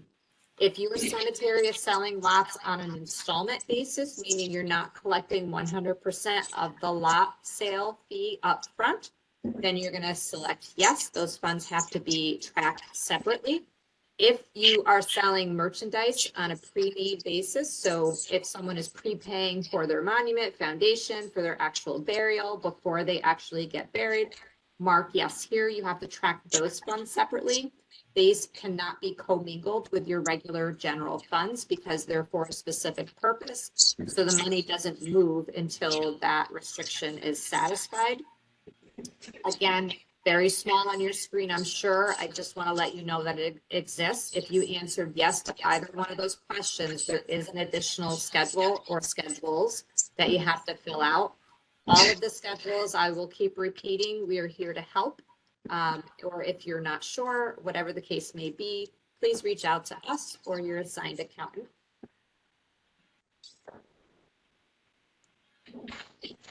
All right. So question 6 and part 6, which is new this year, and someone did ask about it in the beginning. We are now adding, you didn't see it on that prior page because it is hot off the press.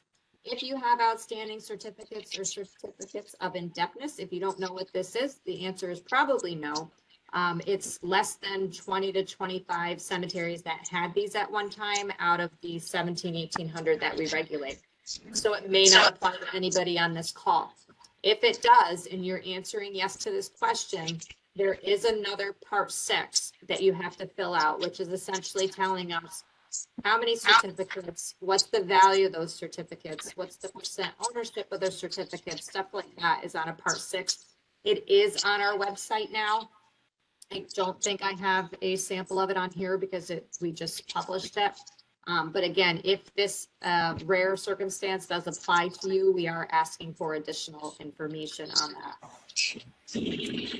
If you are filing online, you are still going to follow the same preparation. So you still need to gather all the information. It's important in whatever format you're filing to have all the information in front of you before you begin. Remember, we're baking a cake and we need all the ingredients for it to come out just right.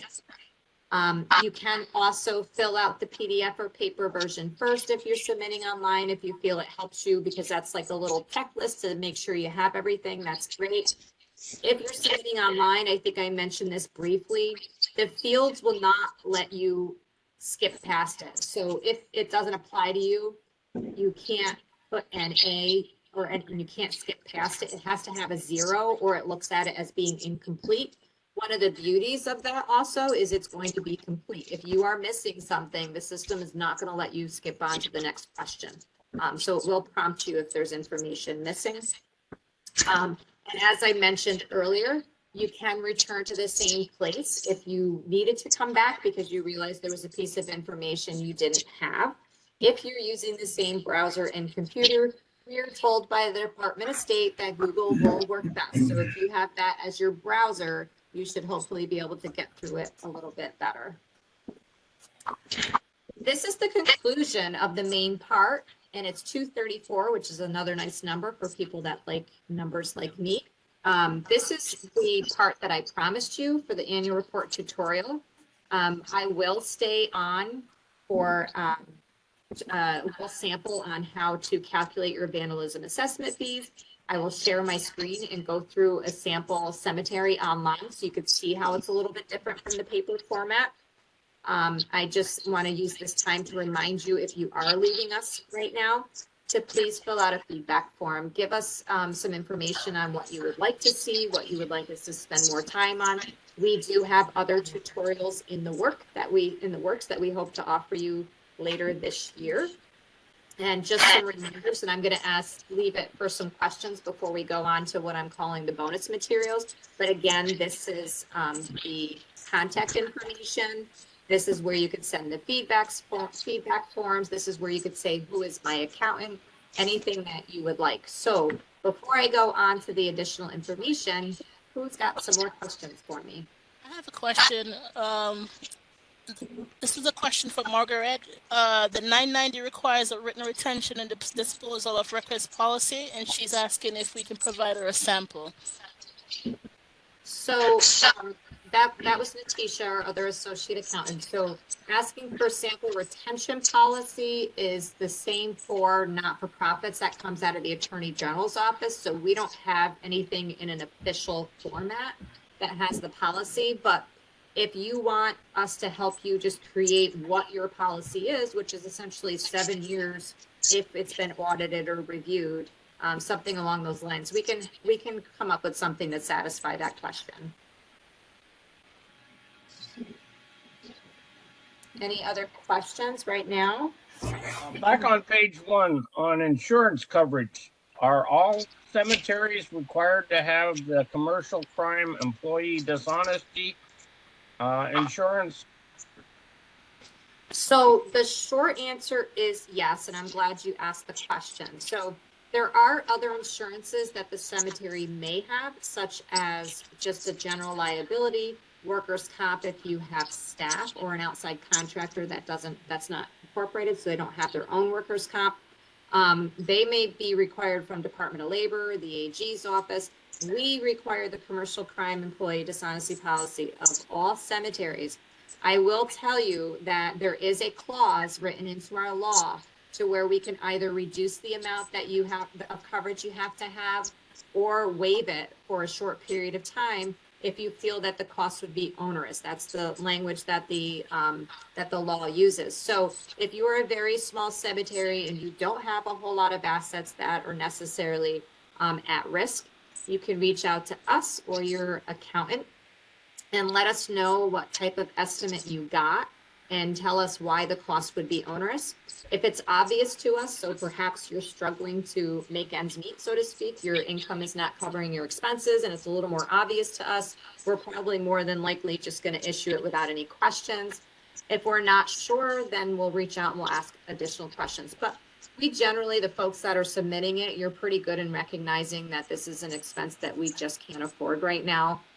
So again, reach out to us. When we do issue them, they're issued in 5-year terms, so to speak. So on the first page where it says, do you have a previous waiver from us?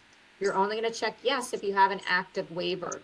I will say before 2023, we were doing them year by year. So if we granted you a waiver and it was 3 or 4 years old, there's it's probably not still active. Right now, we have a way to track it in our database as of last year, and we're giving 5 years because generally we don't come across that pot of gold within that time frame. If you do, then it would be an automatic reversal, and we would require you to protect those assets, of course. I appreciate the question. I usually mention that when we're on that page, so I'm glad you prompted me. Thank you. If we have a general, Oh, never mind. Go ahead. general liability insurance, should we check with that insurance company whether they would cover our commercial crime employee dishonesty? Or is this insurance something that we get through the New York State Division of Cemeteries? I'm mixed up on that. No, I appreciate the question again. So generally your broker, your insurance agency or broker that's giving you any other type of insurance policy should be able to get you that policy as well. Sometimes if you have multiple policies, they give you a discount as well. Just like personally, if we have our home and auto and the same thing, we get a bundled discount. So I would definitely reach out to them first. As someone earlier mentioned, their particular agent was not familiar with that type of coverage. So if the agency or insurance company that you reach out to needs some additional clarification on that, we're happy to help. Carrie, I have a question about a vault. We have a small vault at our cemetery, Evergreen in Tannersville, and we carry fire insurance on that. Is there any way, we have other cemeteries that have always used that vault during the winter? That's always been sort of the accepted procedure. Is that something that we could charge for if we're using? Absolutely. So Okay. when you are submitting rate applications to us that the division has to approve first, again, just a reminder in general, lot sales don't have to be approved by us, but they do have to be on file with us. Any type of service charge has to be approved by us. To answer your question specifically, if you are offering that vault to anybody, whether it's a family or a funeral home or another cemetery, you can absolutely charge a reasonable fee for that. Okay. I will say that sometimes the cemeteries don't charge a fee if that family member is going to be buried in your particular cemetery, but they will charge a fee if you're not being buried in that cemetery. You can do either or both. It's completely up to the cemetery. If it is a new fee and not something that you've offered before, again, just reach out to us and let us know that you want to offer this new fee, and we will generally approve it if it's reasonable. Okay. For sure. Carrie, one more question about the vault. Do you need fire? It's a concrete vault with a metal roof. Do you need fire insurance on that? Well, the short answer is we don't have any particular requirements on any other types of insurances or liability insurances except for that commercial crime.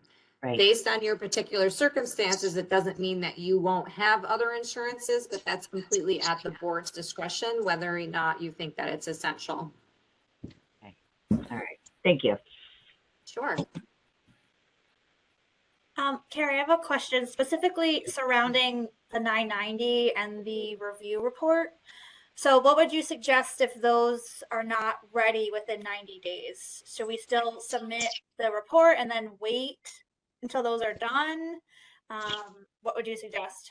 Yeah, so this happens a lot because the CPAs or your accountant, if they're doing your 990 or your CPA audit or review, you're not always their top priority, or they can't get it done by that 90-day deadline. We still encourage you to send us the annual financial report anyway, and just give us a little notation on it that the CPA report will come later. If there's going to be a delay in submitting either or both, just reach out to us, and we generally will offer extensions in 30-day increments because we want you to keep us apprised. But yes, it's not unusual to get the annual financial report first and the CPA review later. Gary, is there a minimum on the insurance that needs to be carried? So the commercial crime employee dishonesty, the rule is 10% of your total assets, but not less than $15,000. Okay, thank you. Of course. Hi, Carrie, this is Marilyn. I just had a question. You know, we have people passing away that will be buried there, but they aren't going to be buried there for a while. So that has nothing to do with this year's report then, correct? Only if they bought a lot in your calendar or your fiscal year. So they've had the lot for years. Yeah. So generally, if someone's doing some pre-planning, they may purchase a lot and they're not buried until some years later, hopefully. But unless the purchase or the burial happened in that particular year, it will not affect your current year's report, correct? Right. Thank you. I've got one more one. I don't expect an answer today, but we have someone, they passed away. Their father bought 10 lots, and now one of the children's husbands died and he's cremated, but they want to buy a columbarium and it'll hold 12. So we've got 10 lots here that were purchased. This columbarium is going to hold 12, and they will put it on one or two of their lots. You know, it'll be a good size one, but how do you charge fees for that? I mean, what are the rules? I can wait and get information after, but yeah, we're definitely going to want to put you in touch with the investigator in that area. I mean, just for those that are listening, there are family mausoleums or family columbariums now that cremations are becoming more popular. There are certain recommendations that we make, such as 100 years down the road, if that thing is starting to have some issues or leaks or anything like that, we generally recommend that you ask the family to do some type of endowment so that in theory, it'll build up interest over those years so that if something were to happen and it needs a repair, that there's funds for it. That's in their best interest too, for obvious reasons. And also about the space issues, because when you provided a deed for that lot, if you didn't specifically say that they can have a structure, you may have to do some type of amendment for that or add it to your rules and regs. Our investigator can walk you through all of that. They know much more about that than I do. So Marilyn, what county are you in? Lewis. You're in Lewis County. So you are with Mike Seelman. I don't know if you know that name, but if you don't have his contact name, just reach out to us. We'll give you his phone number and email so you can get in touch with him about that. But thanks for bringing that to our attention before it happened, because we want to make sure that the cemetery is protected. We're looking out for your interests. Okay, because they want to buy another additional lot next to it so they can have, you know, a little garden type thing around it. Yeah, and it's not that they can't do it. It's just certain things we want to make sure that the cemetery is protected. Okay, all right, thank you. Of course. Hey, Carrie, this is Natasha again. There's a few questions on whether or when this tutorial will be available. The recording will be available online.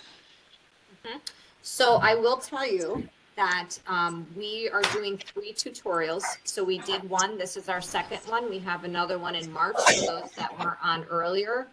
Check our website for the March one. You're welcome to come again. We will have the slides available. If you want a copy, please email our main cemetery email box that's on your screen, and we'll send you a copy of the PowerPoint presentation. We are going to put one of these recordings online. It's probably going to be after the third one. because we're trying to see which one is better than the other, I guess. The first two have both been pretty good. One of these recordings will be on by the end of March. But you gotta have your report in before then. Yeah, so again, that's why we're trying to give you some guidance here today and encouraging you to reach out to us before your due date so that we can help you get through it. The last one, I think it's toward the end of March. So for those that wait till the last minute, hopefully we can give you some last minute tips. If you don't want to wait till the last minute, of course, reach out to us before then. And hopefully the PowerPoint presentation, if we send that to you, gives you some little tips as well. I certainly say a lot more than you see in the slides themselves. So I understand if you want to reach out to us before then, please do so. This is our busy time. We're in the winter, especially the folks out in the Buffalo region. As you know, you're dealing with all types of inclement weather out there. We may not be in the field as much. And the good news is you're keeping us busy with your annual reports and your rate applications. So we are here for you. We will take the time to help you get through it. Terry, I have a question on the 1099s for the lawn and maintenance. Is that new to have to do a 1099 if you're hiring somebody to mow your lawns?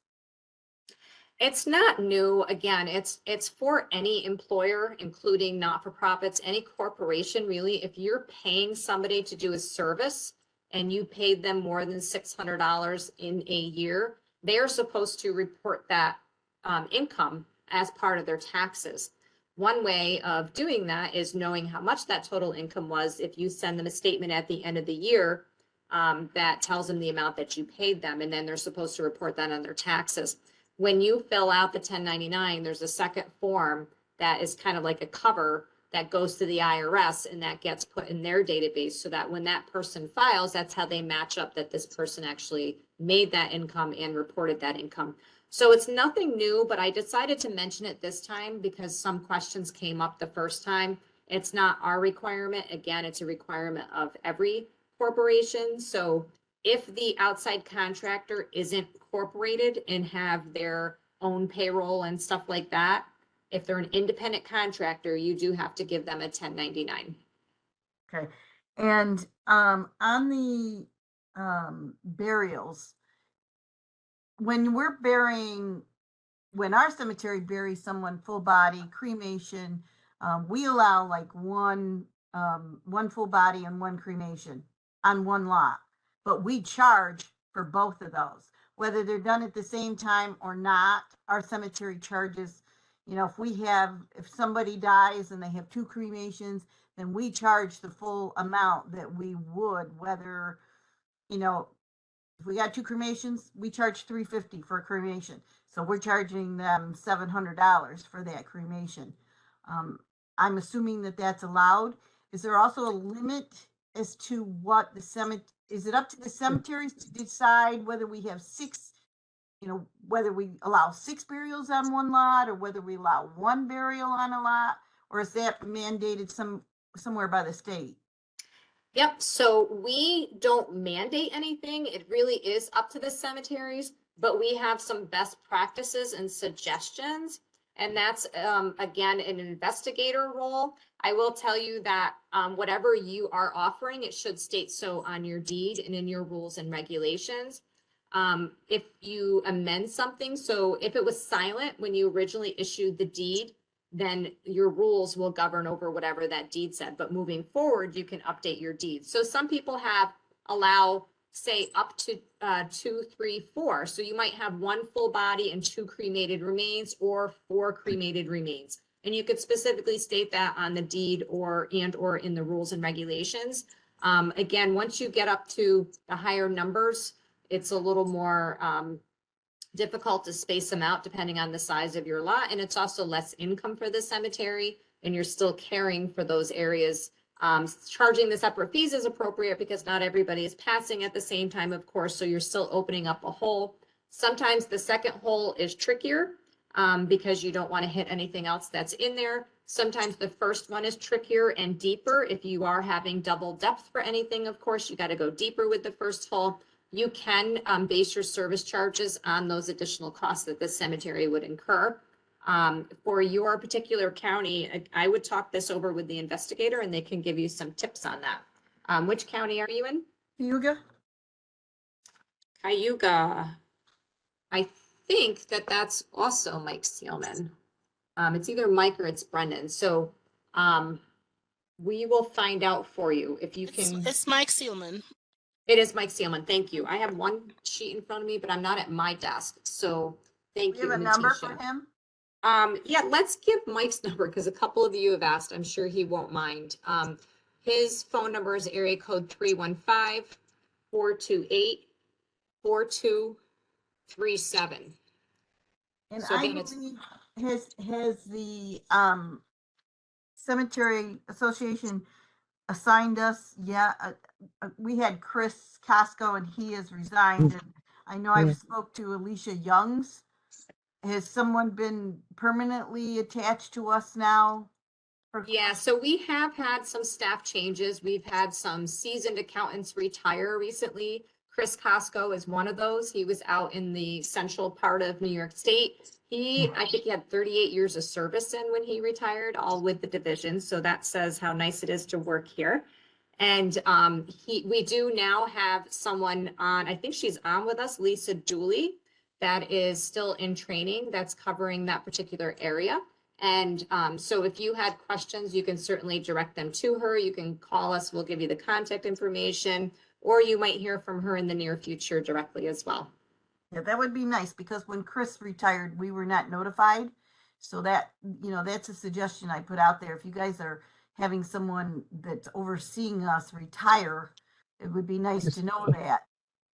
Yeah, in the one communication that we do, it's an annual bulletin. We mention the staff, the comings and goings, but doing it more real time, I can certainly appreciate that and share that suggestion. Thank you. Of course. So I am at 5 of 3. I don't want to cut anybody off, but if anybody is staying on because they want to see the vandalism and assessment fees in the online, I do want to keep us moving off of that. And again, while the PowerPoint is up, we'll still have the chat up. So you can continue to ask questions for our staff that are staying on as well. Once I get to the online version, I'm going to be sharing that instead of the presentation, so you'll lose the chat option. All right, so the end sort of. So for those that are staying on, and it looks like we do have quite a bit, so I appreciate that.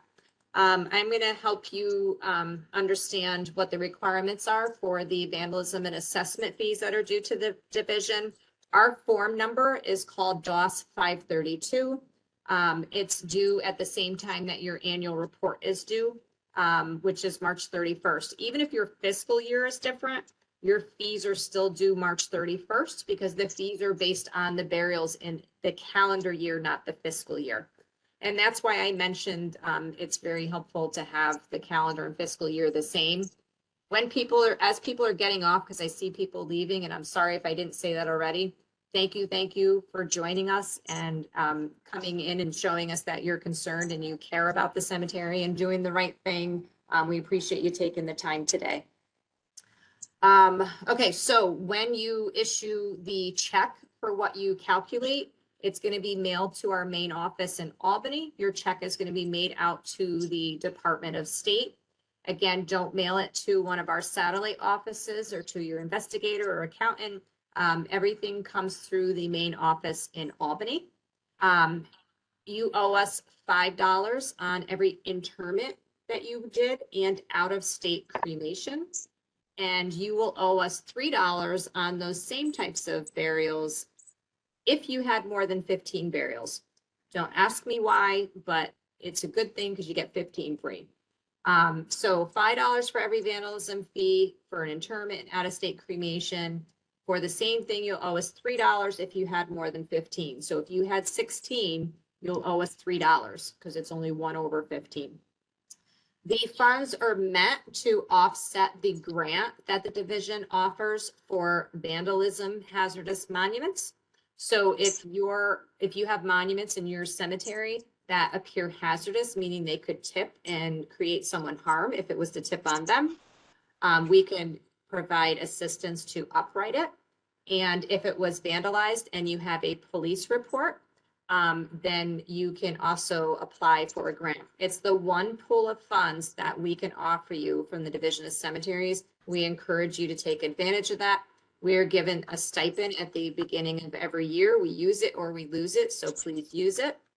The $3 assessment fee is meant to defray the cost of the division. So the administrative staff and our software and everything that we're doing to provide these services for you.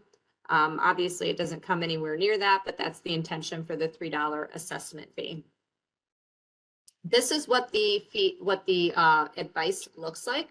So it's only about a third of a page. So it's not as big as it looks on this screen. Of course, I'm blowing it up for this purpose. It's got our address up here. Again, this is where it should be mailed, and it should be in our office by March 31st.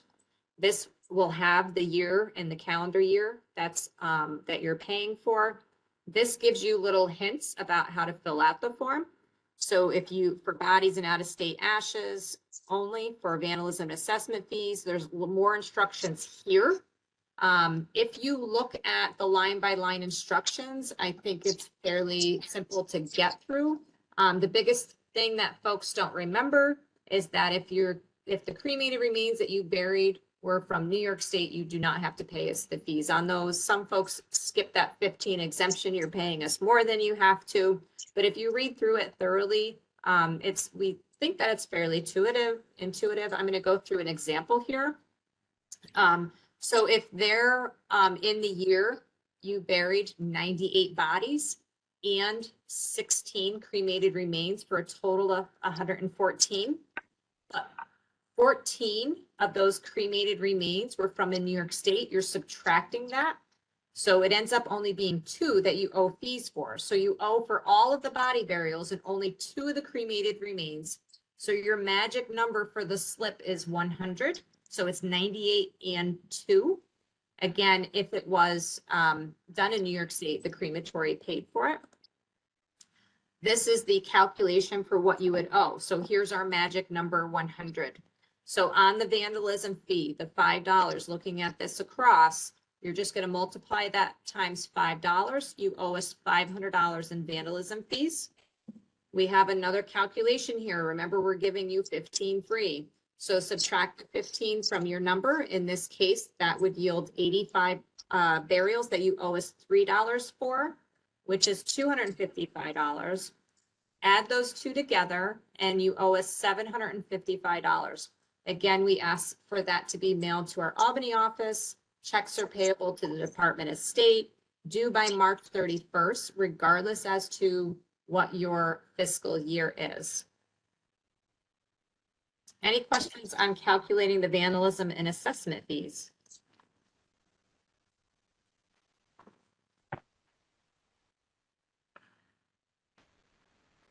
Okay, so did I hear someone? No, okay. I'm sorry, Carrie. Yes, I did. Is that, so those 2 lines, the vandalism and assessments, it says interments, bodies and out-of-state cremains only. So that's only for bodies and cremains that are out of states on both of those lines. Is that correct? No. Okay. The bodies, you're going to owe a fee regardless as to if that person resided in Florida and was sent home for burial services, regardless as to where the body came from. If you buried it in your cemetery, the remains, you will owe us a fee on that. Okay. So the New York and non-New York is only for cremated remains. Okay. And that is a common error too. So I'm glad you asked the question. I think it's because you put the and in there. So it looks like it's for both instead of, you know what I mean? Yeah. Oh yeah. And like I said, we're always open for suggestions for improvements. It's the state, so nothing gets done quickly. We probably would have to start now to get it done by the end of the year, but we do listen and we do try to make enhancements when we can. So we appreciate that feedback. Thank you. So I promised that I would walk through an online submission of an annual report. So I'm going to be sharing my screen and it's going to show our actual website. So this is my take two of the end, not really the end. So if you don't want to stay for the online submission, again, I want to thank you for joining us today. If you think you want to give it a shot submitting online and you want to see what it actually looks like, then we can do that together on the next. So again, thank you if you are leaving us now. We appreciate your time. Harry, this is Marilyn. Is there someone special that we can talk to as far as getting the nonprofit? Our cemetery's been in the family for years. We did have a nonprofit status, and my sister, when she gave me the stuff, I found a letter that said, oops, she had not submitted the 990 or whatever at the time, and we lost it. And it's been a while. I read where if you do it right away, we probably could have redone it, but I didn't even realize for a long time that she hadn't. Yeah. So if you do it within 3 years, it's a little bit of a different process, but it's really about the same. Really, it's the same form. The difference is a fee or not a fee. If it's beyond 3 years and you submit the form, there's like a $600 fee. Okay. We do have a good idea. Again, we're not the IRS. We have a good sense of what they're requiring, and we have walked other cemeteries through it. So yes, please let us be your first phone call before you, have to pay an outside accountant or CPA. We can try and get you through it. And I think for the most part, we'll be able to. Okay, we bought a mower and the tax would have been $161, but I ended up paying it because I didn't feel right. I thought we lost the status, so we could no longer do tax exempt. Even though they're saying all cemeteries are nonprofit, but without the paperwork.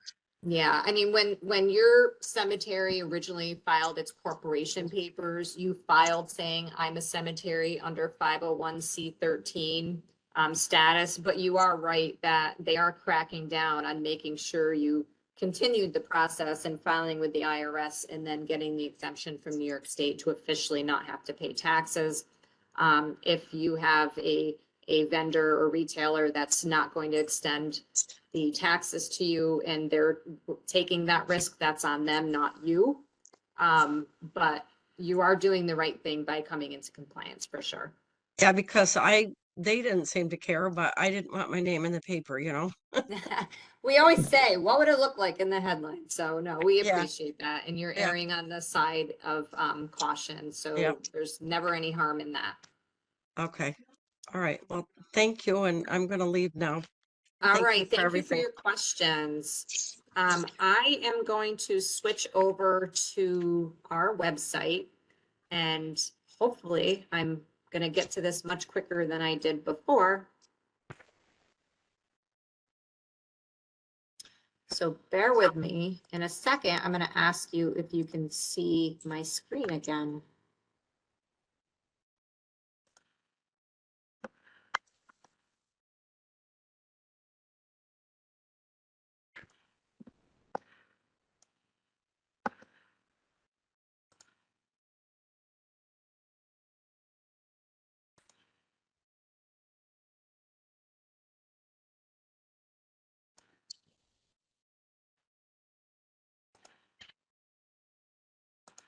You guys are giving me practice here. Can you see my screen?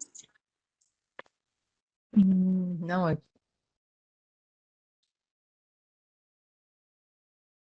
You're not. Is anybody seeing? Yeah, I can see it. So you can see our website. It says cemetery trainings at the top. Yeah. At the very bottom, not high up. Yay, it didn't take me 7 minutes this time. Okay. So this here, dos.ny.gov /cemeteries is our main website.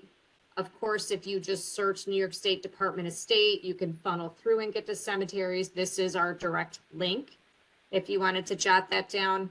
As I had mentioned on here, we have information about cemetery trainings. We do have some Cemetery 101s posted and another annual report posted.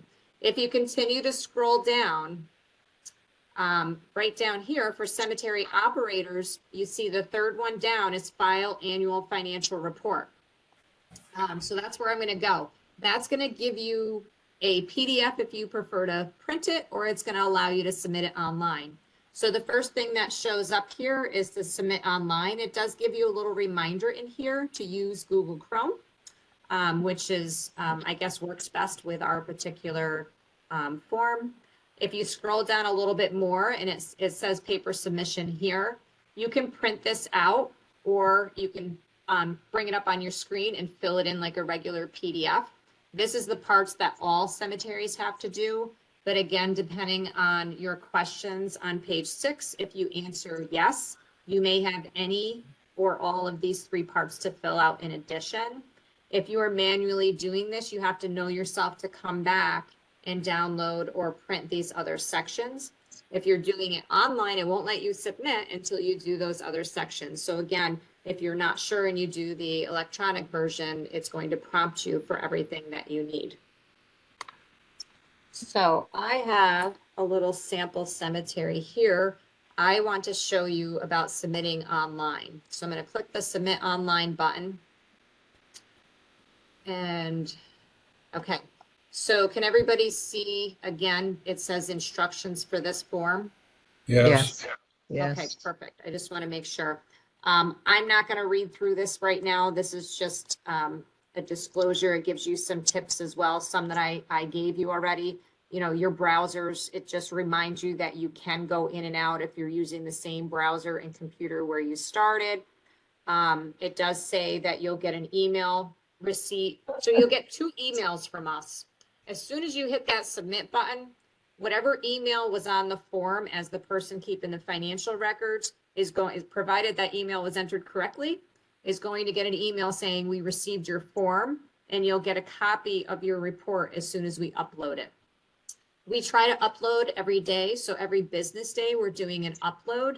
Once we do that, you're going to get another email that has a PDF of your full annual report. So when you're submitting online, it's a little tricky with trying to print out the information ahead of time, but I promise you, you will get a PDF back within a couple of business days. So when you scroll down beyond that, you just start answering the questions. So for this particular purpose, it's asking which county are you located. I'm just going to put Albany because that's where I am right now. And we choose a cemetery. I'm using, because we have some samples here, I'm going to use the Fancy Cemetery Association today for demonstration purposes.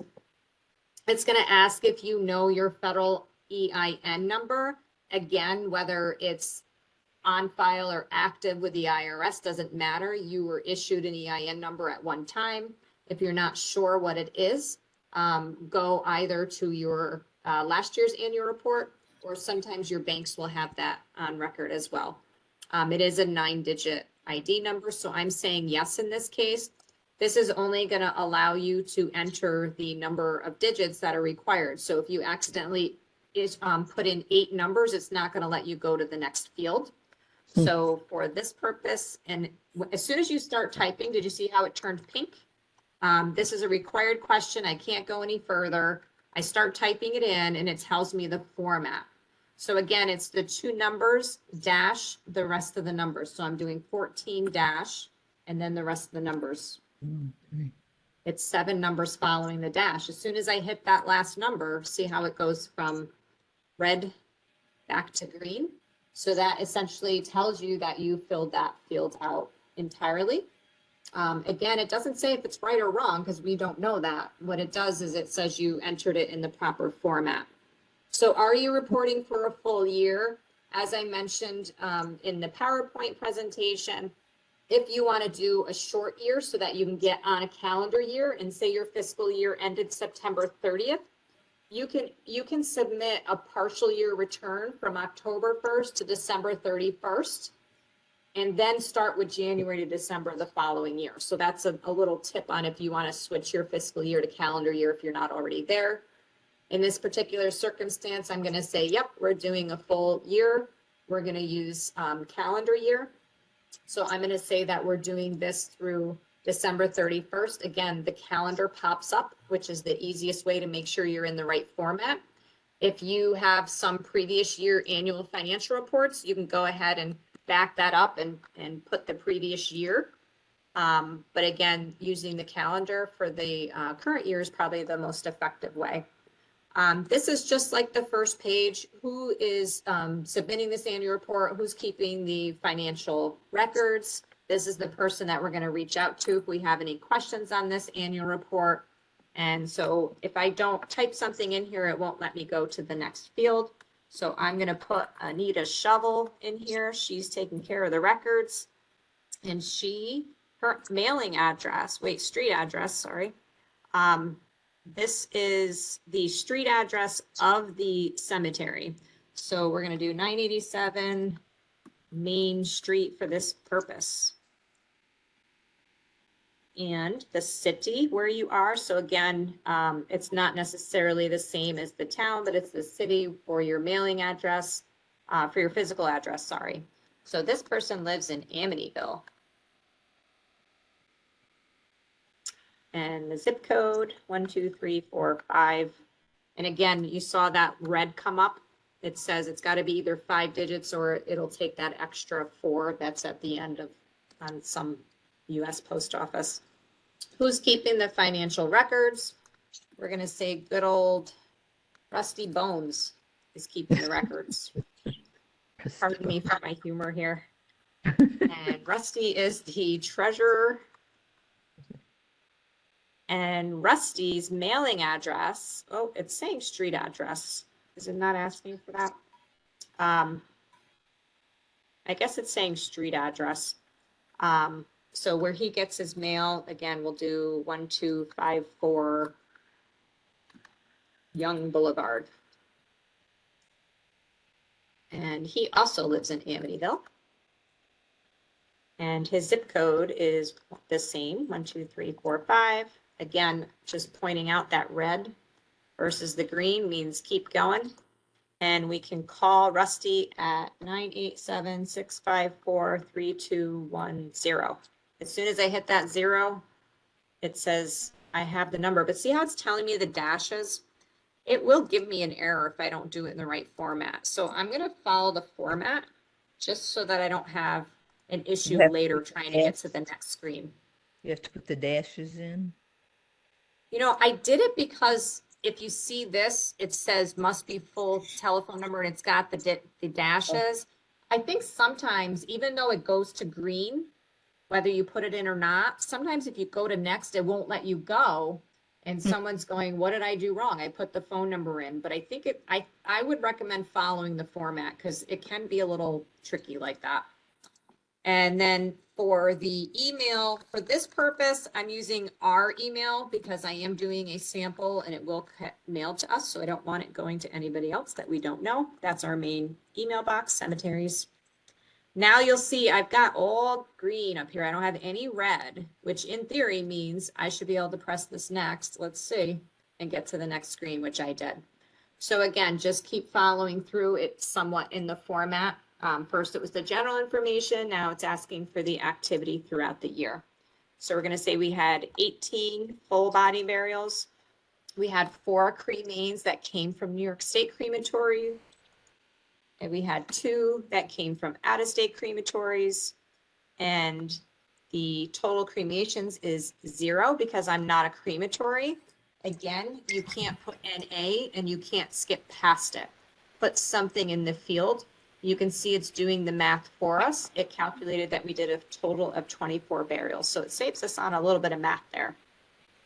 This is the fees. So is the same price charged for each lot. If I say no, then it's not going to ask me for the lot fees. It's just assuming that it's various fees. If I say yes, then it's expecting that they're all the same. And then I'm going to type in a figure there, $1,000. Adult interment fees and cremation interment fees. Again, if it's various, I can't touch, I'm trying to type the various, it won't let me put anything in other than a number. This little 1, 2, 3 means it needs a number. So if you have multiple rates for burials, depending on the sections or something, just go ahead and put one of them the highest. So for this purpose, I'll put $600 for a burial. And for cremated remains, I'll put $400. And then It goes into how much land does the cemetery have. So it's saying, do you know what the lands are? If I say no, it's not going to ask me any questions about it. If I say yes, because I want to give it the old college try and guess, then go ahead and guess. Again, I'm not going to come out there. Nobody's going to come out there with their measuring tape and hold you to the fire, but just give us an estimate. This is one of the things that we're trying to enhance. Hopefully next year it'll be more of a percentage. Like, I feel like it's easier to say, I think 50% is sold rather than 3.4 acres or something. So we're trying to make it a little bit easier. In the meantime, just if you can give us your best estimate, that would be great. So we're going to say for this purpose, we sold in acres about 5 acres. We have 2 other acres developed, but it's not sold yet. And then we've got some trees over on another 8 acres. So you could see that this adds up again, the total land that you have, which is 15 acres. And then again, because I filled in every field here and I don't have any red, I should be able to hit next. And I did. As soon as something else pops up, you know, you got everything in there correctly. So this is that commercial crime employee dishonesty. So do you have it or do you not have it? If you say no, it's going to ask if we gave you a reduction or waiver. We talked a little bit about that. If you are going to seek one, you will send that to our cemetery's email box or directly to your accountant. If I say yes, then it asks me different questions. So in this case, I said yes. So it's going to say, how much coverage do you have? And we're a small cemetery. So I'm going to say that we have our minimum, which is $15,000 in coverage. And is it still active? Did you forget to renew it? So that's why we're asking for the date. So for this intent and purpose, because this is the format and it's a few years ahead, I'm going to go ahead and type it in the same format. So this is good through 12/31 of 2026. It asks who's covered. So generally we want all of your trustees, officers, and staff that might have access to your assets to be covered. So I'm just going to simply put trust, not the particular names, but I'm going to just put something along the lines of all trustees, officers, and staff. That's just a canned thing I'm putting in there. If you don't have staff, just put all trustees and officers. You could just put all trustees because generally that includes officers. That's really our requirement. Anyone that would have access to their assets. Who is the name of the insurance company? So this is We Protect Cemeteries USA, if only, right? And again, did we give you a waiver or modification? So is $15,000 less than you would have if you calculated 10% of your total assets, or do you not have it at all because the cost was onerous? In this particular case, I'm going to say no because I already gave you all that information above. And then here's the conflict of interest question. Again, it's the Attorney General requirement from all not-for-profits that you have a policy and that your board disclose any potential conflicts to your board once a year. So if you have one, then you're going to say yes. It's not going to say, give me a copy. We don't want a copy. We're just asking for a yes, no. If you say no, it's not going to say you can't go any further because you don't have it. Just tell us whether you do or you don't. When we come out there for a field examination, if you don't already have one and want us to give you an idea of some sample language, we can provide you with that. So again, I filled everything out. I have green lights, so that means I'm good to go. And now this tells you right up at the top with the instructions, use a plus button to add additional accounts if you need to, and provide the cost basis on any investment accounts. So in the paper version, the first thing that comes is your income and expenses, you know, all of your cash coming in and out of the general fund account. In the online version, it's asking for the assets first. So it is a little bit backwards on here, but it is, again, the same information. So for the fund information, the first thing everybody should have is their general fund. And you're going to list any banks that you have that are general fund banks. So for our general fund checking account, our money is with Bank of the Rich and Famous. Last 4 digits of the account number. For obvious security reasons, we do not want the full account number. And we're going to say that this is a checking account. And the balance on December 31st for our demonstration purposes was $5,635. If it's a checking or a savings account, the market and the cost is the same. Basically, if it's any account but investments, then your market and costs are going to be the same. So just repeat that in both places. I can, if I want to, add another account here by hitting the plus. You see how it went back up for number 2. If you do happen to also have a general fund account that is a savings account, we can do that. This is going to be the bank of I wish we had more money. Famous last words. All right. 6, 7, 8, 9. Did you notice again the red? You have to put at least 4 digits there for us. The type of account for this one is a savings account, and we only have $365 in there. So I have to now go back up to the top to enter my permanent maintenance. So it's another fund, even though it's not the general fund, I have another bank account for my permanent maintenance. So I'm going to hit that plus again. Now I'm working with our 3rd bank account. And this time it's permanent maintenance. Also with Bank of the Future now, because that's our planning for long term. Last 4 digits of the account. I'm going to say that this one is some type of investment portfolio. So I'll say stocks. If it's a diversified portfolio, you can just hit stocks or hit other. It's still going to ask you for the cost and market balance.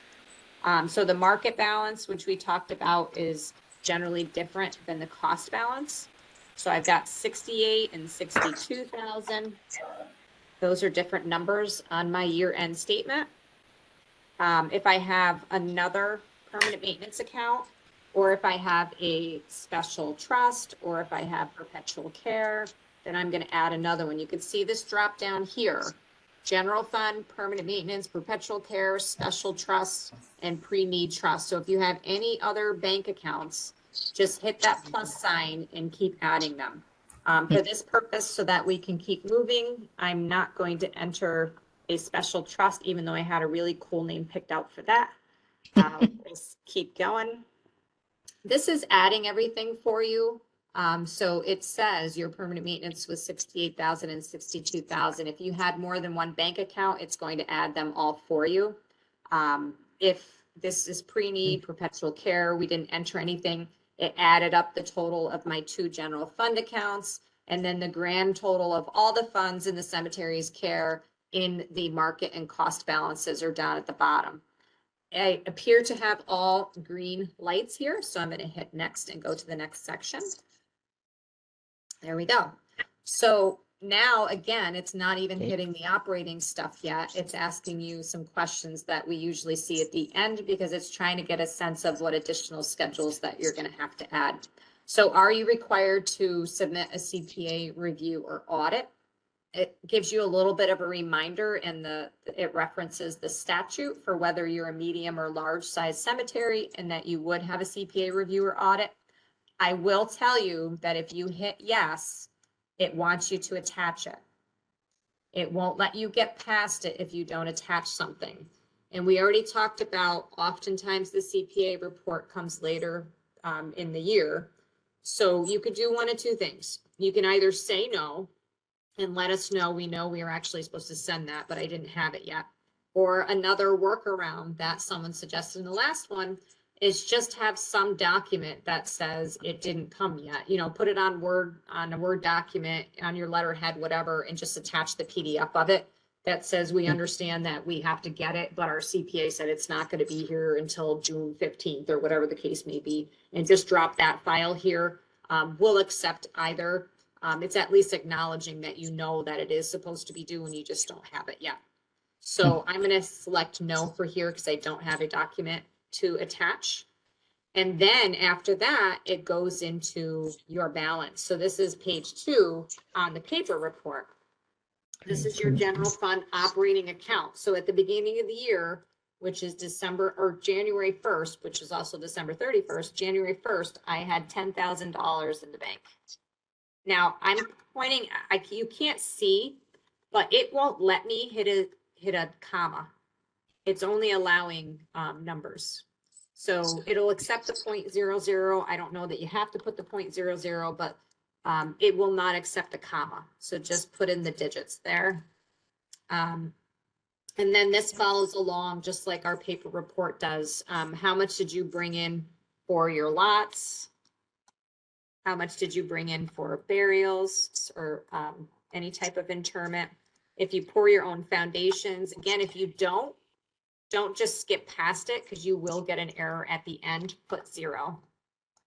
Dividends and interest that were deposited into my general fund account.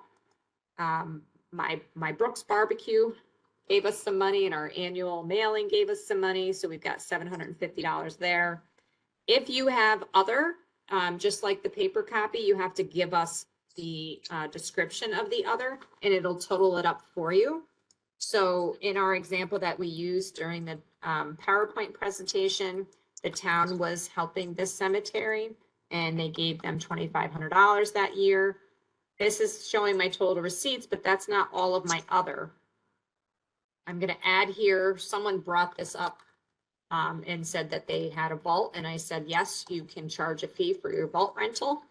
Oh, And that'll give you a little bit of income for the year. And someone also mentioned that cornerstone. So if that's buried in your lot prices, you're welcome to keep it there. If you track it separately, you can put it on the other line and say how much you got for that.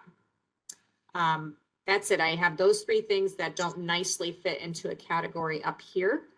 And it's totaling my receipts. It says with all that, I have 25,000. So again, you don't have to follow our A plus B plus H and all that stuff. It's just going to total everything up for you. Some folks like that feature. And then we're going to just do the same thing for our wages. At my cemetery, we're not paying staff. We have somebody from the outside, $3,000 that we paid for opening graves. Another $15,000 we paid them for mowing. My officers are not getting any stipends. And then I'm just going to plug in numbers here for supplies and repairs. We had a lawnmower that we purchased, we'll say, weed whacker. I don't have general liability. I don't have staff, so I don't have workers' comp. Of course, I have the required employee dishonesty policy, and that's costing me $350 a year. And I sent the division my check last year for the vandalism and assessment fees, and it was $50. Again, because this is cash in, cash out, it may not be for this year. It could be the check that you issued for the prior year if you're not sending the check until you're completing this report. And same thing, like the other disbursements, if you have things that don't fit in nicely into one of these categories, you can go ahead and enter them one by one. So I've got postage for this cemetery, $50, and I have more. So I have to go back up and say I have a second line I want to enter. This cemetery, we're going to say had a CPA review. They charged us the big bucks. And I ended up getting that fire and waterproof safe that was recommended at the annual report tutorial. And that cost the cemetery $375, not that much, geez, $375. And I'm just going to do a place setting here. I had to pay for the cornerstones. I'm just doing this because I have more things, flags for Memorial Day. And water for our lot owners meeting was the rest of it. And that was another $525 for all that. It wouldn't let me do the dot there either. So we're just going to do 525. So our total disbursements is $23,000. So it added everything up. So it took everything that we put down individually.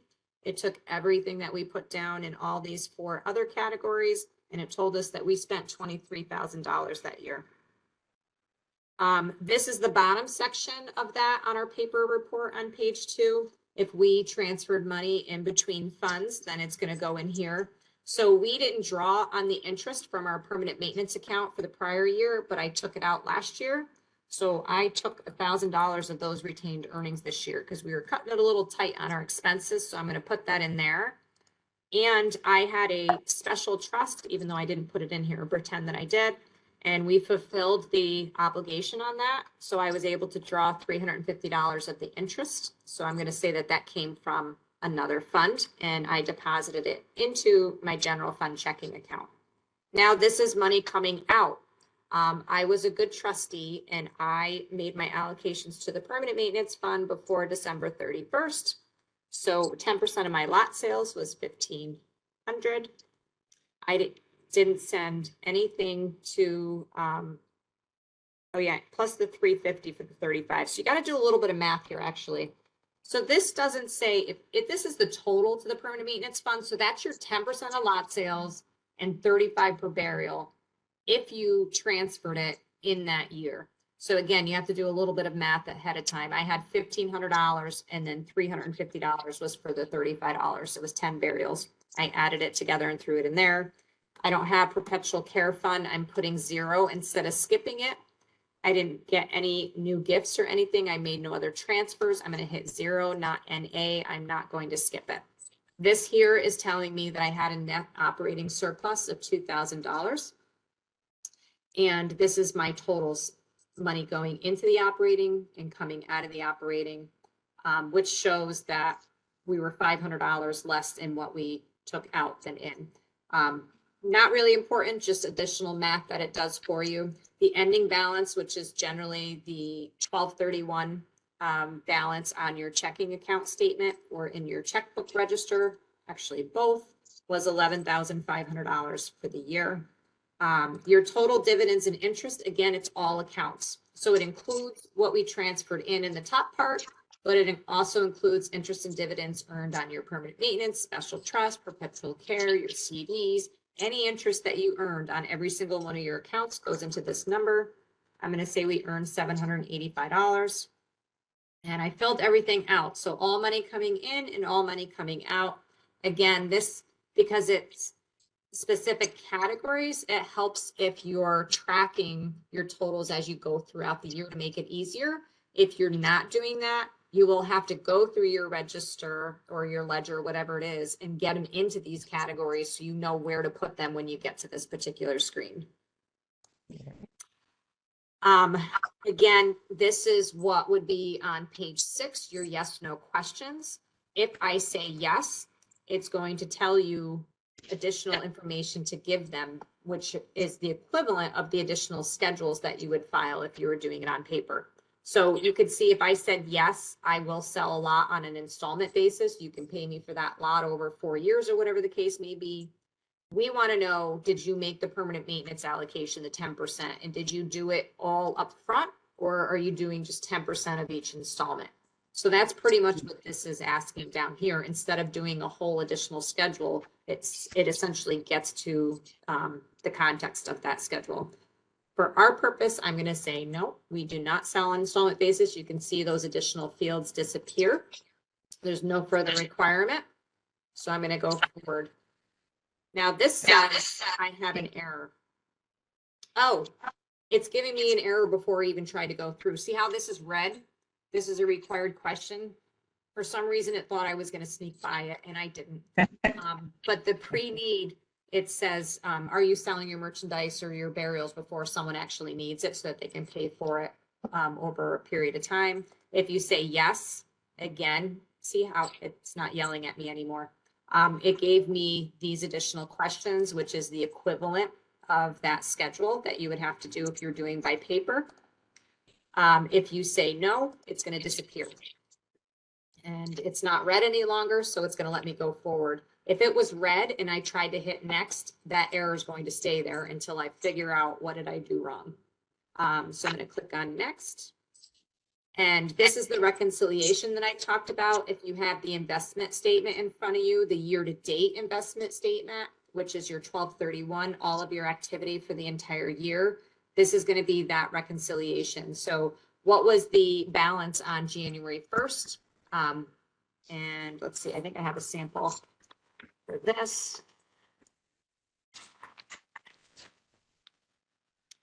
So that was my balance at the beginning of the year. These are my allocations that I made See, in this case, it does break it down. So again, if you just got to read it. In that first scenario where we're putting these allocations in, it didn't have me break it down between lot sales and interments, and maybe that's an enhancement we'll make. In this particular case, it does say how much is from lot sales and how much is from burials, so I'm doing it separate. The income, dividends, and interest that I earned just in the permanent maintenance account, I'm going to say $450. There was no activity in the portfolio, so I didn't have any realized gains. I didn't have a loan on my permanent maintenance, and I didn't add any additional cash above the allocation, so it's 0. So again, just read the questions and try and tie it back to the activity that you know you had throughout the year, or refer to your statements. Carrie, it's Alicia here. I'm sorry I'm late to the party here. The allocation from lot sale or from interments, it calculates it for you. So 840. Oh, where are we? Wait, hold on. Allocations from interments. Oh, see that? She's right. Because of what I put earlier on that first page with what the number of burials that we had, and based on the burials and the cremated remains from outside of New York State, it's telling me, oh no, it's for every burial. Yeah, 24. It calculated. It told me it's supposed to be $840. That's interesting because it's not highlighted or anything, but it's snuck in there. So yeah, that's a good tip. Thank you, Alicia. This here, it told me it had to be at least $1,500, and luckily I put it in $1,500. I don't know if this is going to yell at me because maybe these allocations are from a prior year that I did, and so it's going to be different than 840. So I believe it's still going to let you go past it. But It does let you go past it. It just, it's telling you what it at least should be. Right. If you made the deposit in that year, it should be $840. So let's say it was $840 because we said that we did it, even though it won't match our first page. I have a question regarding the beginning balance. Yes. All of our permanent maintenance is invested in a portfolio. And I just send my funds to them to deposit in the portfolio. But should my beginning balance be the cost value, market value? I don't know what figure to use there. Yeah, that's a good question. So I believe we're trying to, I got to tell you that we go back and forth with what we're looking for, the cost or the market, because some of these are calculating your cost and your principal, and other things are market. Alicia, what do you generally tell people to do? Well, this is the reconciliation of the PM, the restricted balance. So it can be different than what's on the statements. So this is a running balance from year to year as to what you should have put in your permanent maintenance fund based upon lot sales and interments, realized capital gains. Yeah, so that the easiest thing is to see what your ending balance was in the reconciliation the year before. And that would be your beginning balance of this year. But to tell you the truth, I'm not sure. Okay. But again, the statement that I get, I've been studying the statement. It has cost value, it has market value, and then there are different like ending balance and things. I just don't know, because again, it's all invested. There's no like savings account where I put the money into. It's all invested. Yeah. I would say if you're having difficulty, do your best. This area here, we're not necessarily auditing this. We are looking at your actual statements and extrapolating what we need when we come out there and do a field visit. So if you're okay with that, and you just want to put a number here so you can get past it, I think this is going to add it up for you. But if you want to put a number in here as a placeholder so you can get past this section, I got to be honest with you, we're not going to look at this too deeply.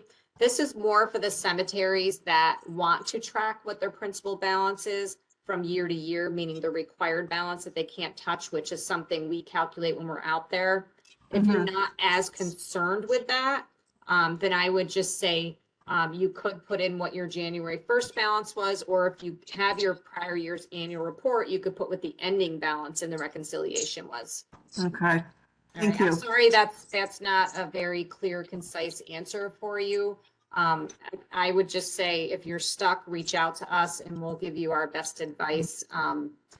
We're not going to come hunt you down if it's incorrect. We understand that this is a very confusing part of the annual report, and it is one of the improvements we are trying to make for the next year. Well, I was just wondering if it would be beneficial if we could even, where we can attach reports, scan these reports and attach them to this for you, if that would be beneficial to you. Mm-hmm. Yeah, and you know, again, on the paper report, there's things that you can, of course, attach, and we still want you to fill out some fields. This is one of the areas that has to be filled out, whether you're attaching something or not. Right. I don't know that there's something here that allows you to attach it as part of this. We'll see when we get to the end. I don't think that there is, but if there's some additional documentation you wanted to send with the annual report and you're doing it online, then you could just send it to the cemetery's mailbox and say, I submitted online and want you to have this additional supporting documentation. Okay. Gary, there's a way to attach the 990s to this report at the end. So let's wait till we get there. Mm-hmm.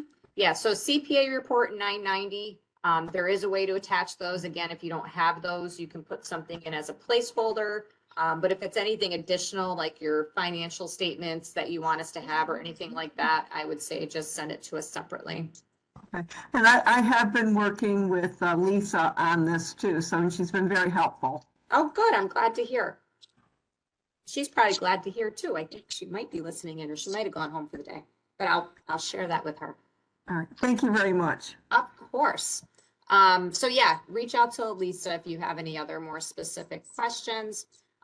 For this purpose, I'm letting you know, I guess, that this reconciliation mirrors the one that's on paper. So it's all the same information. If you're struggling on paper, you're probably going to struggle on what to put in on here. Again, do the best that you can. This is going to do some math for you. If you have difficulty or you want to get it spot on, then reach out to us and we'll help you. All right, so going back down, so this was above there was all additions to my permanent maintenance account throughout the year. And then this is money that I took out. So if I took out interest and dividends and moved it to my general fund account, that's what's going to go here. So I'm going to say that's $1,000.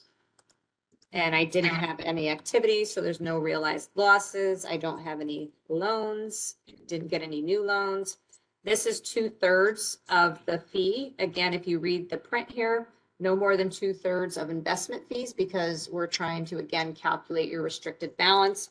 So if it was $1,000, then it's $667 is 2/3 of that. I don't know why in my paper copy I put 804. But in keeping in with these numbers, the total deductions are 804. Your ending restricted balance for the year is $60,032. Again, this number is not necessarily going to match the market or cost balance that you put in the top section for the asset. I say top section because I'm thinking paper. For this, it's probably not going to match your market and cost balances for that PM fund, because this is the restricted balance, but not necessarily the amount of money that you have in that bank account. In fact, this is calculating it for you and saying that the money that you have in the bank account is $2,000 more. All right, so permanent maintenance loan reconciliation. Do you have a permanent maintenance loan? I do not. The Supreme Court hasn't given me any authority to take any money out. Again, if I say yes, it's going to ask you additional questions. What was your balance at the beginning of the year? How much have you repaid? And what's your ending balance? This is no for most cemeteries. So I'm going to skip past that. See how it's a little glitchy. I didn't touch anything and it's already yelling at me. I'm not trying to get past the perpetual care, but the easy way is just to answer it and it goes away, whether it's yes or no. If you do have perpetual care, it's the same type of confusing reconciliation, trying to determine how much you should have in there.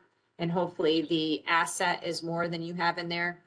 On the previous screen, we said we do not have perpetual care. So I'm going to be consistent and say, no, I do not have perpetual care. Joe is, oh, I'm sorry.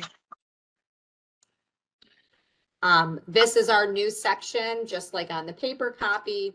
If you have land share certificates or certificates of indebtedness, then you're going to say yes here. And it is not asking for additional questions, but there is an additional section that is going to have to be filled out. I think you would probably get prompted for that. Or, oh, in this case, I think because we don't have it online yet, we're sending you the additional schedule. So for this purpose, I do not have any certificates. I'm saying no. I don't have any land share certificates either. This is another one of those yes, no questions where if I say yes, I issued the 990 or the 990 EZ, again, not the postcard, but if it was in one of these formats, there's something additional to attach. And it's about the compensation of officers and directors. It's going to ask you to drop it here. Someone asked earlier, what if I don't have it yet? Again, you can do a Word PDF document, you know, type something in Word, convert it to PDF and attach it here. You could say no and email us separately. Just a statement that says, I just don't have it yet, or accountant is doing it, but I don't have it yet. Or I know I'm supposed to, but I haven't done it yet. We need assistance on, you know, re-registering, whatever the case may be. This is a placeholder to send in additional documents. If you're having difficulty with that, feel free to hit no and just email us separately. I don't want it to hold you up from submitting this online. I hit next, and this is now going to ask you if you have any changes to your trustees. So either the trustees themselves, the officers, perhaps someone else as president or treasurer, if there's any contact information in case we had to get a hold of you, if the address is different. If I say yes, then you're going to say down here for each one, I'm either adding a trustee that we didn't have, I'm going to correct an existing trustee listing, which could either be their name is wrong in our database or their address or phone number changed, or we're going to delete someone because they're no longer on our board. For every change that you make, you're going to hit the plus sign, and just like the previous screens, it's going to give us 2, 3, 4 for however many changes we have. You don't have to do it in this format. If you're not sure what you have on file, we can send you a list separately, what we have on file, and you could just mark that up and send it back to us. But if you have a good idea of what's changed throughout the year, or if you just know some of it, you can certainly do it in this format. For this purpose, I'm going to say, no, I don't have any changes. Everybody is still the same. You can see I'm on page 14 to 15, so we're getting near the end. Good. And this is it. And someone asked about, you know, the signatures and stuff like that online. This is the final step. So it's just saying that you can retain a copy yourself. We do send you the PDF, and that's what this is saying. This is saying within a week, which is very fair. You'll probably have it sooner.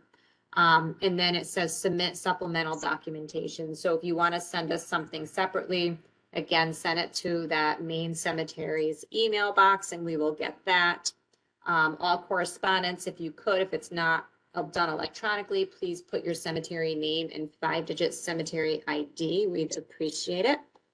And then I'm just acknowledging every one of these statements. So I'm saying, okay, I'm going to have a copy and give you any additional information that I didn't already attach. And this is saying you reported that you had 20 interments. So you have to submit your vandalism and assessment fees. And it's saying where to mail it to with the pre-filled PDF form that it's going to give you. And it's telling you what your fees are going to be for each one of these. Just gives you another hint about calculating it. And it also tells you what to expect.